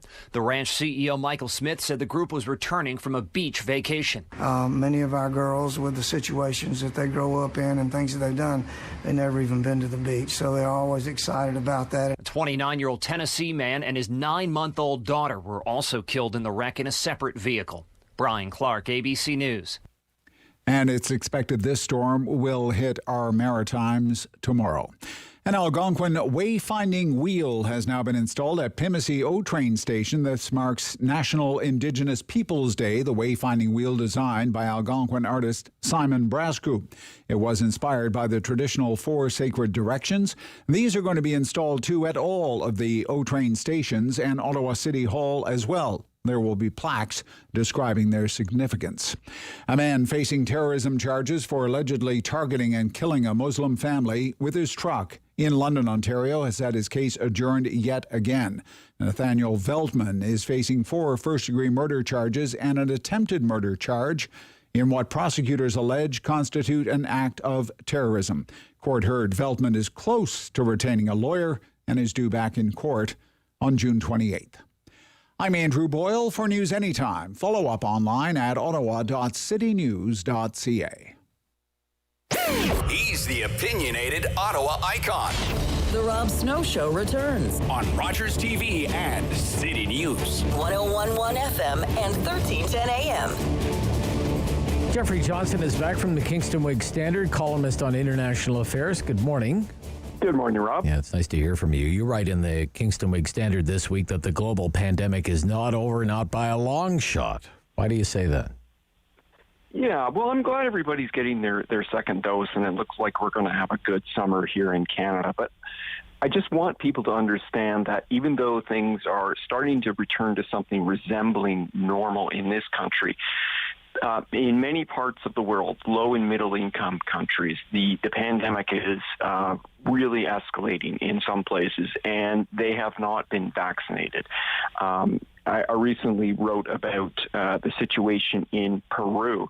Now, Peru has been really hard hit. They've had over 185,000 deaths, and once that is adjusted for population, it turns out they have the highest per capita death rate of COVID-19 anywhere in the world. And I contacted the emergency coordinator for Médecins Sans Frontières in Peru. I used an internet app to do a voice interview with him. And he told me about the situation there. And so it sounds like a familiar story. Their ICUs, intensive care units, are saturated. They're filled. There are most of the people in the country have not been vaccinated. Less than 10% of the population has been vaccinated. And the emergency coordinator was telling me that, in the final analysis, what is really needed are vaccines. And Peru doesn't have nearly enough vaccines. And so it's a grim story that's playing out around the world. And that's why I keep writing about the issue of vaccine equity, because it's a cliche, but it's true. Unless everybody is safe, nobody is safe. Okay, so we're just fresh from the G7, and much was made about a billion-dose commitment from the members of the G7, including Canada. I think it's about 13 million doses from Canada. The Biden administration has pledged 500 million Pfizer doses, just the Americans, 500 million Pfizer doses. But what do you think about that commitment from the G7, Geoffrey? Yeah, I'm not impressed by it, to be honest. Okay. 500 million doses sounds like a lot from the United States, but when you consider that the World Health Organization says between now and this time next year, they need 11 billion doses.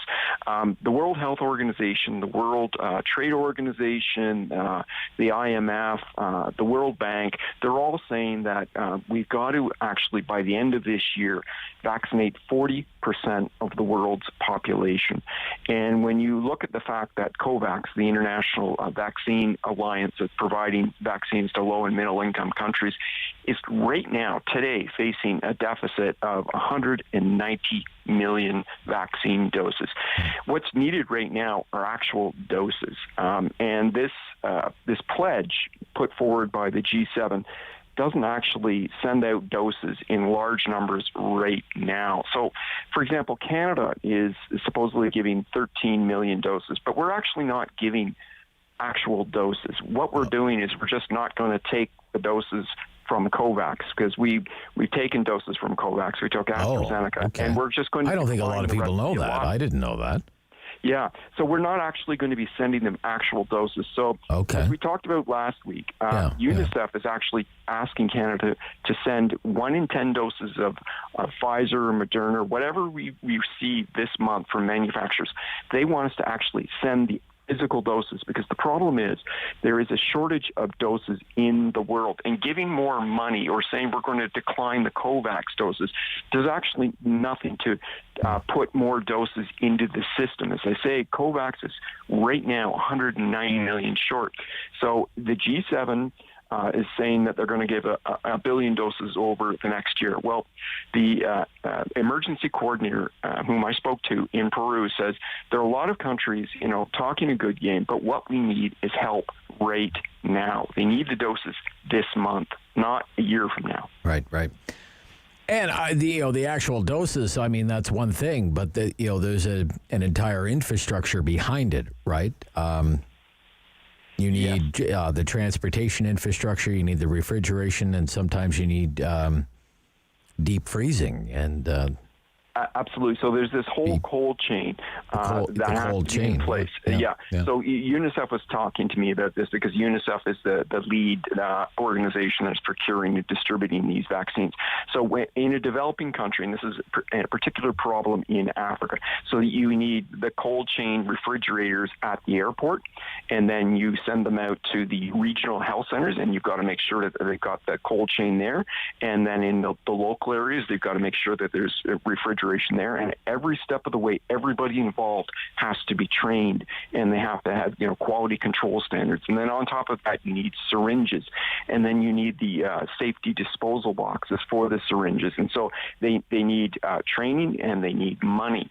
And the problem is in some places in Africa, they've actually had to send back the doses because they didn't have the infrastructure in place, and the vaccines were going to expire. They were going to spoil, so they didn't want them to go to waste, so they had to send them back. So you're quite right. So it's much more than vaccines. It's the whole health infrastructure, and that's why they need vaccine doses, but they also need financing, and they also need training. So this is a monumental task, and if we don't do this as a community of nations, we're going to see more variants arise, and that will threaten all of us because these variants could mutate to the point that they evade the antibodies produced by the vaccines, and this would be bad news because then we'd be back in a very precarious situation here in Canada.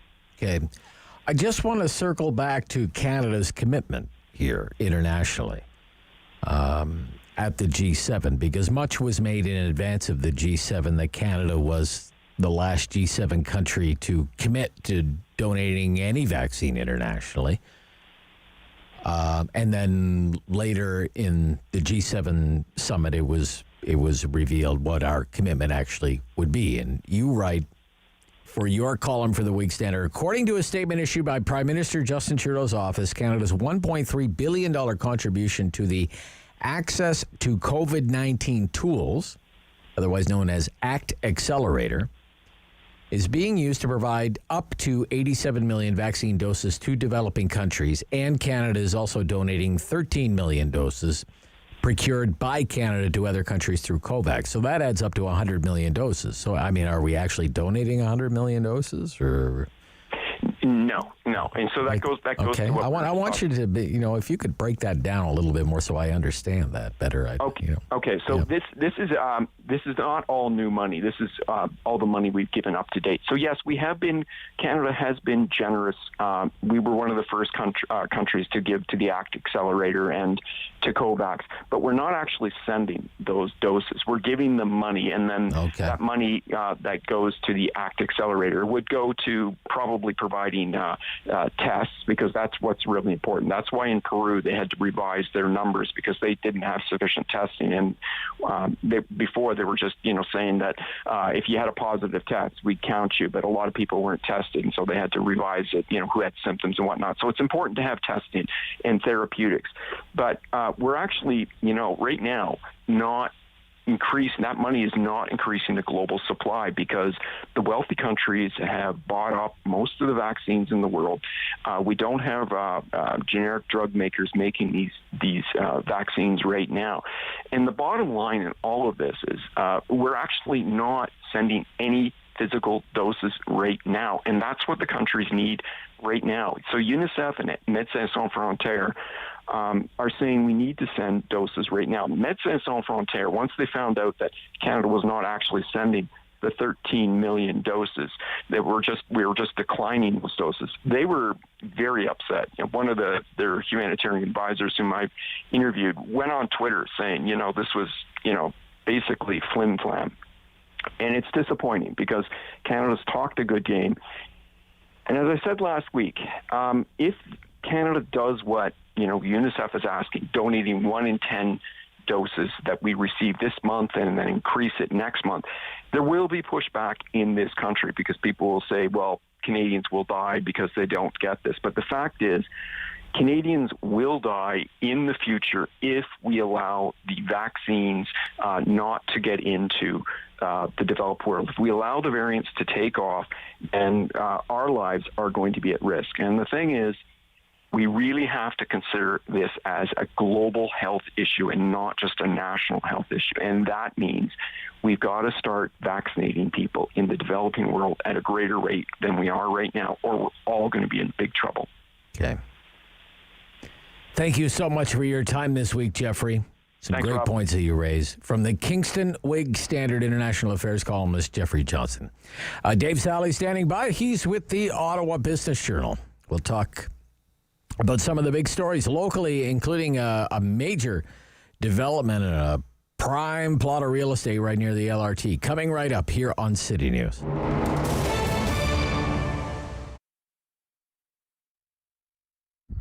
We just took over this business about a few weeks prior to the pandemic, but we've been loving the community, the people, very friendly. But it's been very difficult starting up a new business, just the time that we did, but I'm sure it's the same everywhere. We did take a broken business, which doesn't help us, but we thought we believe in what we do. We're very passionate about food, and we just really wanted to share the Iraqi culture through our food. All our recipes are homemade, so this is very unique. Usually you hear restaurants, shops, it's all frozen food or prepared food. So nothing here is prepared, everything is homemade. We get our meat and produce from a local farm. So supporting local is the way to go. We are supporting all the way. And our meat are actually marinated the day of, so it's as fresh as can be. Quality ingredients, and everything is made from scratch. I get a lot of people when they come in, they say it tastes like Middle Eastern, like back home. So for you to have been to Iraq and have the food there, you can really compare and see the similarity. We do like to focus on healthy. So our recipes, not only the homemade, again, everything is from scratch, but we have from combos and to small sandwiches. Our one of our favorites and very popular is the chicken salad and the beef salad. So now you're getting all the protein and all these amazing ingredients that we all need. During this time, I find a lot of people are sitting at home and not enough movement. So to come here and get something healthy other than go elsewhere and just put, what's not so good for our bodies, makes a huge difference. So we have shawarma sandwiches, combos. I mean, if you're looking for a meal to feed your family, I would highly recommend the family platter. It comes literally with everything, with potatoes, with rice, with chicken, with beef. And we don't charge extra for mix. I know a lot of places do. Here we just add everything to your platter. And lots of healthy choices for sure. We're very passionate about food. And for our small family business, it's been good. Like I said, it's a little struggle, but we are not a chained restaurant.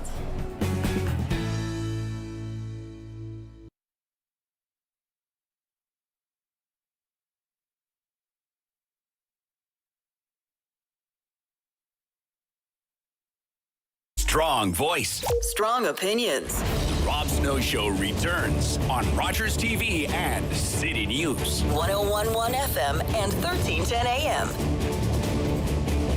David Sali is back from the newsroom of the Ottawa Business Journal, taking a look at some of the big local business stories of the day. And this is, good morning, Dave. First of all, welcome back. Great to hear from you. Thanks, Rob. You too.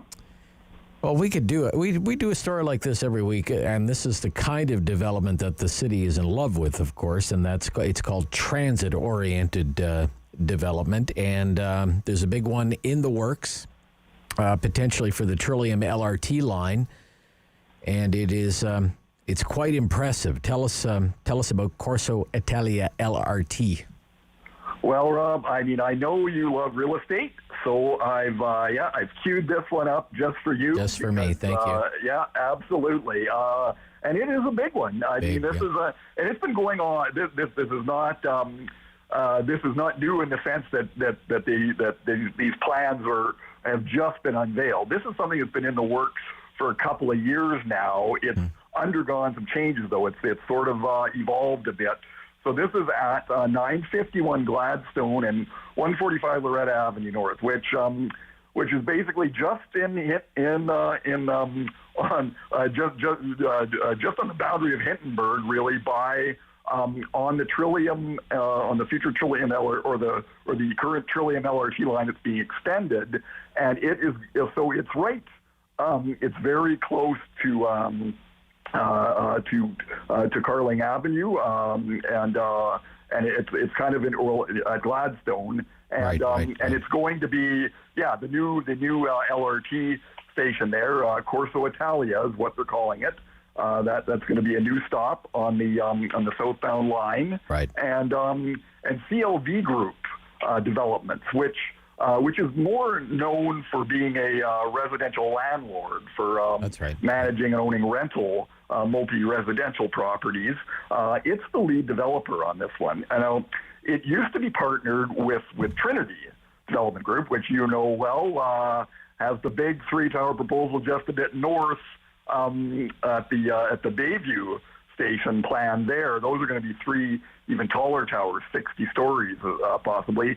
They were involved in this one as well initially, but they've sold their share to CLV Group, which is now taking the lead on this. So this is planned for 3 stories, 35, 33, and 30 stories. Originally, the proposal in 2018 was for taller towers, 41, 35, and 30. Okay. They kind of downsized after talking to the community and getting a sense of what residents would be willing to accept.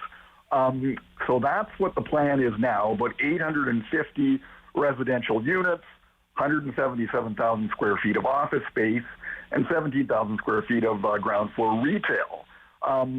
The other interesting thing about this, Rob, is it's initially it was probably going to be floated as a purely rental project, and now it is it's sort of going to be it's going to be a mix. I was talking to CLV President Oz Druniak very recently, and he said it's going to be a mix of rentals and condos.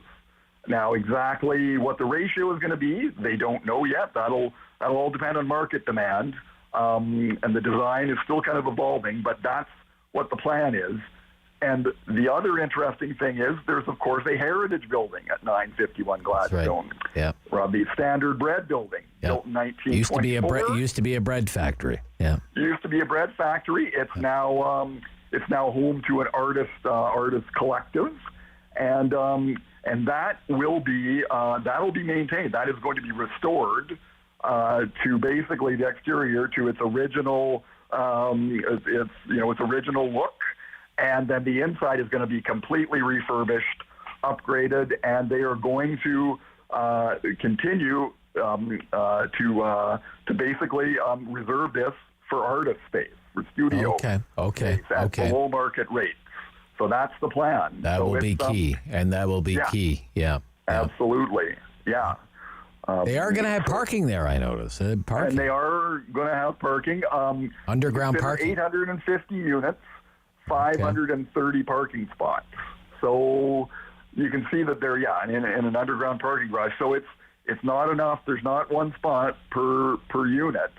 So they are kind of doing that as a way of encouraging that transit-oriented development again, Rob. They think people are going to want to live there and just hop on the train to get where they need to go.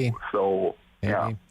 I'm curious, David, when you talk to these developers, I wonder if any of them are rethinking any of their plans, say post-pandemic, and all of this news that we hear about people fleeing cities and they don't want to live in condos. They need more space and all of this. Do you hear anything like that going on? No, not really, Rob. No. Whenever I talk to a developer, that's one of the first things I ask, and it has been universal in my conversations with developers over the past several months. They're still, and of course, developers are kind of optimists by nature.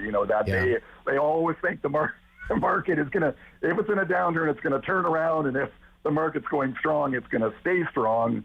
But they really have been pretty much all of the same mind that, no, yes, we realize some people are going to want more space, but the fact is demand for rentals isn't going to suddenly disappear overnight, that there's more condos, that there's going to be always going to be a contingent of people, and it's going to keep growing, who want to live inside the core, near transit.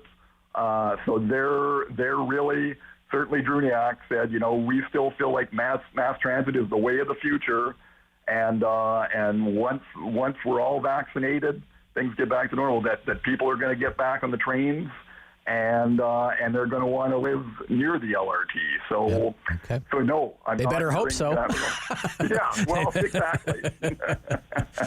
Well, look, we only have 2 minutes left, but there could be a new publicly traded company from Ottawa on the Venture Exchange. Yeah. And it would be called Brain Capital, BRANE, Brain Capital. Tell us a little bit about this. That's correct, Rob. Yeah, Brain Capital, it's been around for about 4 years. And it's developed technology that basically protects cryptocurrency. So, think Bitcoin. We know it's been in the news a lot. Well, it protects that from hackers, that sort of thing, and it stores the cryptocurrency. And it's currently in the process of applying to become Canada's first qualified custodian for cryptocurrency, which will make it kind of the equivalent of a trust company almost for cryptocurrency. And it is planning to go public this fall, probably in September, on the TSX Venture Exchange via reverse takeover of a capital pool company. And so, and the interesting thing about this company, it's headed up by a guy named Adam Miran, who you may remember. He was the co-founder of a little cannabis company called Hexo, which has become a big cannabis company, Canada's largest recreational cannabis company now by market share. It's almost $1 billion company. Yeah, exactly. In market cap. So Adam was part of that team, and now he's since for the past almost 2 years, he has been involved with Brain Capital, and he thinks it is going to become a company with that kind of market potential as well. They're already looking at moving into Europe, into the U.S. They've applied to become a trust, to get their trust license in the U.S. as well. So they really think cryptocurrency is going to be, the kind of a real emerging alternate form of currency. You're going to need somewhere to store this stuff and protect it. And that's what they're up to, and that's what they're looking to do. Great stuff this week, David. Thank you so much. Well, thanks, Rob. Yep. From the Ottawa Business Journal, that's editor David Sali. We're back right after the news with the chair of the Ottawa Board of Health, City Councillor for Knoxdale-Merivale Ward, Keith Egli. This is the Rob Snow Show on City News.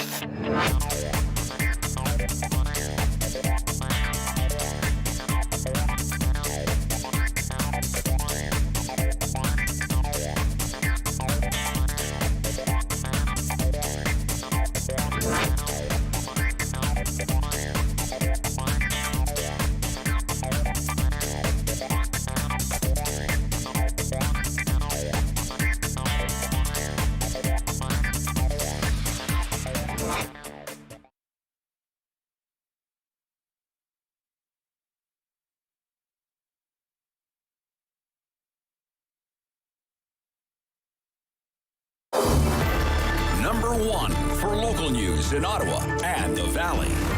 This is City News, now on 101.1 FM and 1310 AM. It's Monday, the 21st of June. Good morning. I'm Sarah Buchan. Right now in Ottawa and in Smiths Falls, cloudy skies, a little bit breezy, 23 degrees, and a severe thunderstorm watch in effect for a good swath of the region. Here's what's making news this hour. Environment Canada expecting some unsettled weather to sweep through the region this afternoon. A severe thunderstorm watch in effect from Kingston through to Cornwall down along the front, as well as for Prescott, Russell, Smiths Falls, Lanark, and the Stirling Tweed area. Now, forecasters say some storms moving through could be packing some hail and wind gusts as high as 100 kilometers an hour and 2.5 to 5 centimeters of rain. Stay with City News as we track this possible storm activity through our region. Fully vaccinated Canadians and permanent residents returning to Canada will soon be able to avoid a mandatory quarantine. The first stage in loosening the border restrictions that have been in place for 15 months will begin just before midnight July 5th. It will apply only to people already eligible to travel to Canada, including citizens, permanent residents, and people registered under the Indian Act. Those travelers must have 2 doses of vaccine approved by Health Canada, provide a negative COVID test from 72 hours before arrival, take a second test upon arrival, and have a quarantine plan in the event the arrival test comes back positive. All others arriving by air will still have to stay in hotel quarantine for up to 3 days pending a negative arrival test, then quarantine at home for the remainder of the 14-day period. And the children who are not vaccinated will be able to return home with their parents, but must quarantine there for 2 weeks and take a second test 8 days after arriving home. Provincial health officials report 12 new cases of COVID-19 in Ottawa out of 270 new cases across Ontario. The province is reporting 3 more deaths due to the virus. Leeds-Grenville-Lanark Health Unit confirms no new cases in the last 24 hours, has added 2 from previous dates in a data cleanup. And Public Health Ontario is reporting no new cases in Eastern Ontario and 1 new case in Renfrew County. I'm Sarah Buchan. For News Anytime, follow up online at ottawa.citynews.ca. The world is changing. So keep up with Rob. The Rob Snow Show returns on Rogers TV and City News, 101.1 FM and 1310 AM. Yeah, a dozen cases in Ottawa in the last reporting period. 12 cases. Okay, 270 Ontario-wide. And a test positivity rate of about 2.5%, again, province-wide. 1 case reported from Renfrew, none Leeds-Grenville-Lanark, and none in Eastern Ontario. And as for hospitalizations, 12 people in Ottawa area hospitals, 4 in ICU, and 207 active local cases. In addition to that, several new vaccination clinics opened today. More people are eligible to rebook second doses of vaccines. So it's all looking up, isn't it? Let's get the very latest we have. The head of the Public Health Board is back on with us, Councillor Keith Egli. Good morning, Councillor. Good morning, Rob. How are you feeling about the vaccination program at this point in time? Well, you know, it's as you said, we've almost doubled the number of clinics that we have in our community. We have a lot of Moderna coming into the system. We have Pfizer that's still coming, though there's a bit of a blip over the next couple of days with that. But people who want to get vaccinated in Ottawa, the interest to get that done is as high as ever. And we're hoping to get as many people done as quickly as we can with the new clinics. Okay. So would you say you're satisfied with how things are going at this point in time then, Councillor? Well, I mean, I don't think we're going to truly be satisfied, Rob, until we can say that you know, the vast majority of the city is vaccinated, fully vaccinated, has a double dose. But in terms of progress, yes, we're certainly moving forward in a very positive way, I think. Okay. You mentioned a blip with Pfizer. Could you expand on that a little bit, please? Yeah, so the Pfizer shipment that normally would come in on a Monday has been delayed and won't be coming in until Wednesday of this week. So we have about a 48-hour delay. However, we have more than enough Moderna to fill that gap, and the federal authorities, vaccination authorities, have indicated that you can safely interchange Pfizer and Moderna. They're both based on the same technology. Yep. So if you had Pfizer for your first shot, you can get Moderna for your second shot. So the good news is we're not canceling any appointments as a result of this. We're going to be able to meet all those obligations of people who have booked and looking forward to getting appointments over the next few days. Okay. Now, when it comes to actual, say, demand for appointments and demand for vaccines, is it abating at all in your? What's your sense of it? It does not seem to be. No. As soon as we put those appointments up, people are eager to get them, and one of the things we've seen certainly over the last week or so is people even eager to move up their appointments. So I've got an appointment in July. You know what? That's not fast enough. Yeah. So they're going in and they're trying to move their appointments, to an earlier date.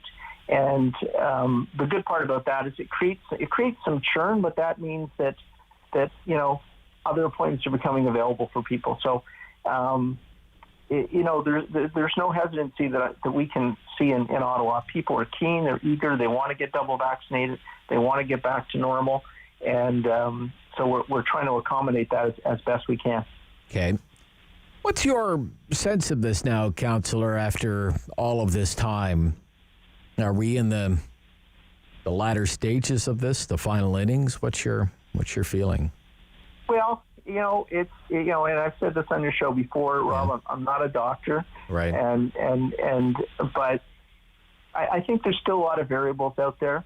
Ottawa, for example, right now is doesn't have the same variants of concern that we're seeing in other parts of the province, other parts of the country. To that degree, that obviously can make a difference. We've seen, different hotspots open up as a result of that. And these are all new days. We're getting people vaccinated. We're seeing positive results. And, our information in this, our data in this changes day to day. But sure. Over the last little while, yes, it's been a very positive trajectory. We've seen people get vaccinated. We've seen numbers of people in hospital, and more importantly, numbers of people in ICU and people dying going down considerably. We have, again, seen no vaccine hesitancy. So I think everything is moving forward in a very positive way. And, we're getting there. And, is normal going to be what it was a couple of years ago? I can't say that with any certainty. We still may see some restrictions or maybe some seasonal ups and downs with COVID and out there. Mm-hmm. But right now, things are moving ahead very positively. Okay. The issue of Ottawa getting its quote-unquote fair share of vaccine, do you think that has been rectified? Well, I think the fact that Moderna has been coming in such large numbers has, I don't know if you want to say rectified, but it's made it almost a non-discussion point at this point. We have good supply of, for the most part, of Pfizer. This 48-hour gap is a bit of a blip, but for the most part, we have very good Pfizer supply. Moderna's picked up significantly, and I think people who want to get appointments are able to get appointments. It's not always exactly when you want it. You may have to spend some time on the computer to get it at the time and the place that you would like. But they're out there and people are filling them. So I think we're in a good spot right now. Yeah, and some people just report to me, and I mean, all of this is anecdotal. I mean, they've had to travel. Either to Castleman or Cornwall seems to be a popular destination. Kingston seems to be a popular destination as well, Councillor. Yeah, there are. I mean, that's kind of frustrating if you'd rather not have to do that. I'd certainly like to have it as close to home as possible. Yeah. But people are one of my sons went to Belleville. Went to Belleville. Wow. Or Brockville, rather. Oh, Brockville. Okay. Because there was a space there. Yeah. And he wanted to get vaccinated, and so he grabbed it. So, but there are lots of appointments in our system, lots of appointments available in the Ottawa area with the new clinics that are opening up. So, I just urge people just to keep on going on there, and as I say, appointments open up almost every hour because people are shifting things around, or they've got an appointment through a pharmacy or their doctor, so they now have been vaccinated, so they take their they take their holding spot out, and it opens up for somebody else. So there's thousands of appointments out there. You just have to keep on plugging away at the system to get them. Yeah. What has this all been like for the agency called Ottawa Public Health? I mean, before the pandemic started, when Ottawa Public Health was involved in a myriad of different services, from healthy mothers, healthy babies, sexual health, dental clinics for low-income Ottawans, all of these different things. All of that seems to have been it's all been kind of pushed to the side, and the pandemic took over, didn't it, for Ottawa Public Health? Well, I mean, we are still doing a lot of that, but we certainly have a lot of rebuilding, rethinking to do as we get to a phase where most people are vaccinated, as to how to redeploy our resources, how to focus in on some of those things that have slipped because of the COVID response. Do you think there's a new appreciation now for public health? The joke of public health used to be, we're most successful when you don't see us or hear from us. Okay. Because I think means things are humming along as they should. Right. And of course, COVID has given public health a whole new face. In terms of interaction with the public, media interviews. I used to chair transportation while we were figuring out the LRT route, and I thought it was doing a lot of media then. Nothing. You get all the primo gigs, Councillor. Yeah, that's what my wife says. She says next time you're on iPick, let's throw a tornado in the middle of your neighborhood just for good measure. Exactly. Yeah. But no, it's given it a new face, and I don't think that's necessarily a bad thing. People understand now more of what we do and what our mandate is, how they can partner with us, how we can work with them. It's opened up a lot of new channels of communication for us, new partnerships. So, COVID is obviously, you're never going to hear me say COVID is a good thing, but it certainly has given us all an opportunity to give our head a shake, see where we are in this world, and see how we can do it better. Okay. This council meeting that's coming up on Wednesday, is this the last one before the summer break, or do you know if there's another one after that? Or? No, I think we have one more, Rob. One more? Okay. Yeah. All right. It's going to be a doozy by the looks of things. It will be a complicated meeting for sure. I'm sure it will be. Are you looking forward to getting back into the round, into the Andy Hayden Hall as a councillor? Yes and no. Yes and no. No. I mean, of course, everybody wants to get back to things. But again, it's interesting. My ward is out in Old Nepean, and seen in some ways that I have some better connections with community members, sort of staying in my general area and either working out of my house or out of the Constellation offices. Some better access for people closer to them. So I joke a little bit, but it'll be good to get back and have everybody around the table for sure. Okay, thank you, Councillor Egli. Nice to hear from you. Yeah, bye-bye. Chair of the Board of Health. We'll be right back. This is City News.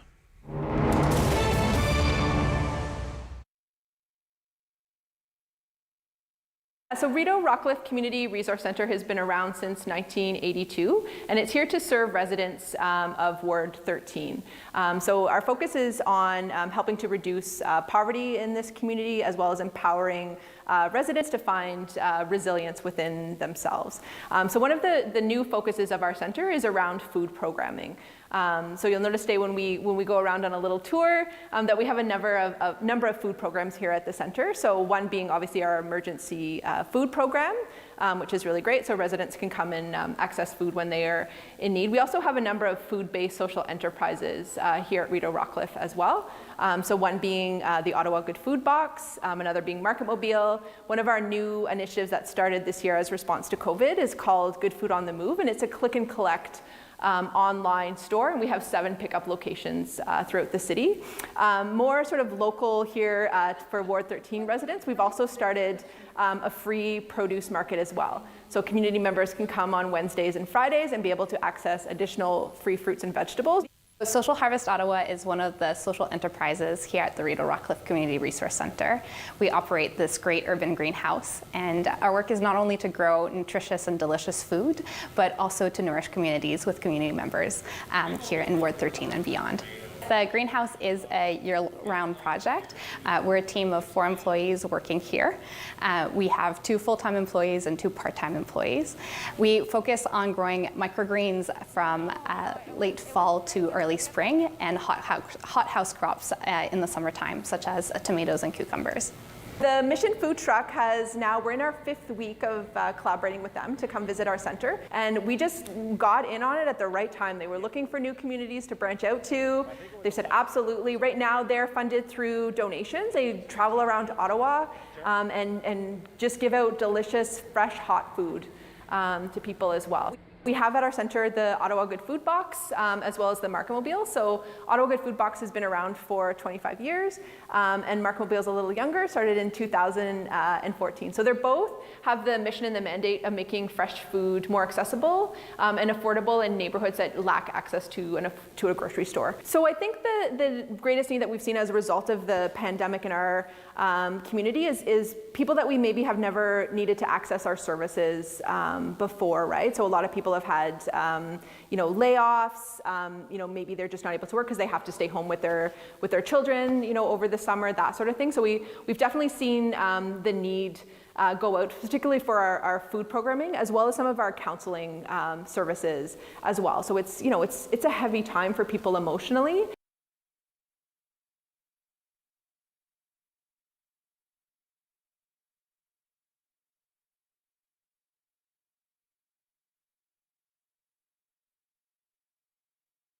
He's a pillar of community opinion.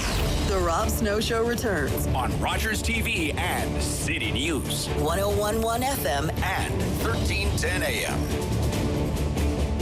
Hey, we're going to turn our attention to federal politics. We're in the dying days of the parliamentary session, and Michael Barrett is back with me, Conservative Member of Parliament, Leeds-Grenville-Thousand Islands, Rideau Lakes. He's the ethics critic for the Conservative Party of Canada. Good morning. Good morning, Rob. Yeah, it's very nice to hear from you. I'm going to read you the first 3 paragraphs, won't take long, from the Globe and Mail front page story this morning. Liberal MPs have been using parliamentary funds to pay for services from companies that provide 2 of the governing party's most important digital campaign operations and also run its powerful voter contact database. An examination of expenses filed in the House of Commons shows 149 Liberal MPs, 97% of the caucus, made payments out of their office budgets to Data Science Incorporated, founded by a close friend of Justin Trudeau. And 152 Liberal MPs made payments to NGP Van, a political campaign software used by the U.S. Democratic Party, licensed by the Liberals, to run their Liberalist database. What is your reaction to that news story, Mr. Barrett? Well, it's disappointing, to be frank, that we have nearly 100%, about 97% of the Liberal caucus who are using their office budgets, it appears, to subsidize the Liberal Party's data management for that they use for political purposes, and it's the web here includes a best friend of the Prime Minister who's married to the former president of the Liberal Party of Canada, and the both of them traveled to Billionaire Island with the Prime Minister when he was found guilty of breaking ethics laws, and the MPs quoted, the Liberal MPs quoted in this Globe and Mail story, they don't even know, they say they don't even know why they write the checks. And so they send the money. And they're sending taxpayer money to these firms that the Liberal Party now is saying, well, of course everything's above board. We've heard this from the Prime Minister before, that the story in the Globe and Mail was false, and I'm sure we'll hear that again today. Okay. You mentioned some Liberal MPs are quoted in the newspaper this morning. One of them is Wayne Easter, who's not running again now. That was made public last week. And he says of this one software program, NGP Van, that it tracks constituency casework and correspondence, identifies the occupations of constituents, and he makes this claim that there's kind of a firewall between what you can do with your constituents and what you can do on a partisan level. Now, I don't know, you don't use this software, so I don't know how you can speak to that, but what do you think of that claim, nevertheless? I don't believe it. They're using you don't believe it? Okay. They're using the same software program to do with constituent information that they're collecting with parliamentary resources to do exactly what that exact same program does during elections with voters. So they're telling us that there are two identical data sets that they don't cross-populate the information with, but in the same story, those MPs really aren't even sure why they're paying for it. So it's frankly not believable. Yeah. Another Liberal MP said, quote, "I haven't got a clue. I can't explain it. I vaguely recall once a year we write a check and it's always been explained that it is within the ethical guidelines, so we all kind of sign up for it and it goes into some oblivion." End quote. What do you think? What do you think about that? I mean, it goes into some kind of oblivion. So, yeah, I think that like a lot of taxpayer dollars, it goes into a liberal oblivion. But in this case, directly to subsidize the same software that the Liberal Party uses during elections. And when the assurances given to Liberal MPs are by serial ethical lawbreakers like the Prime Minister and you know his top cabinet officials, I think that a closer look is warranted when the Prime Minister has rarely made apology for ethical breaches, saying that it was, you know, for the greater good. I'm sure they think the same in this case as well. So the allegation will be that Liberal MPs are using their office budgets to fund partisan activities on the, you know, and there's all sorts of election speculation now, of course, with Parliament winding down. What do you think about that allegation? Again, it's disappointing that we have a situation where the Liberal caucus has been asked to go in lock stock on this scheme. The folks who are willing to give comment don't know why the money is being collected and what it's being used for. And you have some MPs, like the member for Beaches East York, who haven't opted into the program, and he often goes offside with the government when he doesn't like the way they're conducting themselves in the House, and I think that speaks to the issue as well. Why do you think this is only coming to light now? Well, it's interesting. The annual line-by-line disclosures for members' office budgets has just been released, and so and that's available to the public. And so on I think the first day that it was available, that this line-by-line was available, and this is a new level of detail that's being offered in these reports for the first time. This was a change made in the previous Parliament, I believe, and so now people get a full look under the hood at where money is going, and so you know, at the very first opportunity where Canadians can see how the Liberal members are spending their office budgets, my goodness, there's questions of ethical impropriety. Right. Okay. So again, Tom Pitfield is the name mentioned in the news story. Married to Anna Gainey, former president of the Liberal Party, and they were on the infamous Christmas vacation in 2016. So as the parliamentary session draws to a close, you were very busy as the ethics critic, Mr. Barrett. How would you describe kind of the ethical record of this government as this session comes to an end? Look, you have a prime minister who was investigated by the ethics commissioner 3 times in the last 6 years, found guilty of breaking the Ethics Act twice. His finance minister fired in disgrace last summer, and to cover that up, they shut down Parliament during a pandemic. I'd love to rhyme off for you, but we don't have enough time before you get to the top of the hour. All of the committees and the dozens of hours that the Liberals filibustered anytime any accountability questions were asked. We have today the House of Commons dealing with a production order for documents where the president of the Public Health Agency of Canada has been found in contempt, and the Minister of National Defence censured by the House. And this Prime Minister maintains that everything is fine, that this is just conservatives being mean-spirited. But Canadians should be incredibly concerned when a week and a half ago we have the Ethics Committee releasing our report that really lists what basic expectations that Canadians would have when awarding a $1 billion contract that this government failed to do, and to even exercise the most basic forms of due diligence when they awarded the infamous $912 million contract to their buddies at the Lee organization. So it's not been a banner year for confidence in what the executive's been doing in Ottawa. They've been keeping you busy, though. Wow. Well, absolutely, and so on lots of talk from colleagues like my friend Pierre Poilievre from Carleton, who works incredibly hard about the number of jobs that the Liberals have failed to deliver on as they promised. But I can tell you one job that they're protecting, and that's the job of the opposition ethics critic. Okay.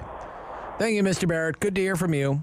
All the best, sir. Bye-bye. Yep. Thanks. Conservative Member of Parliament, Leeds-Grenville-Thousand Islands, Rideau Lakes, and the ethics critic for the official opposition. The Rob Snow Show.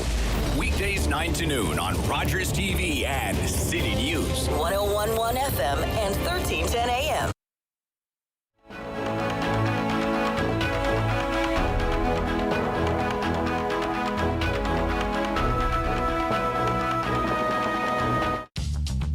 This program is brought to you by Ignite TV. Now you're in command. Visit Rogers.com for more details.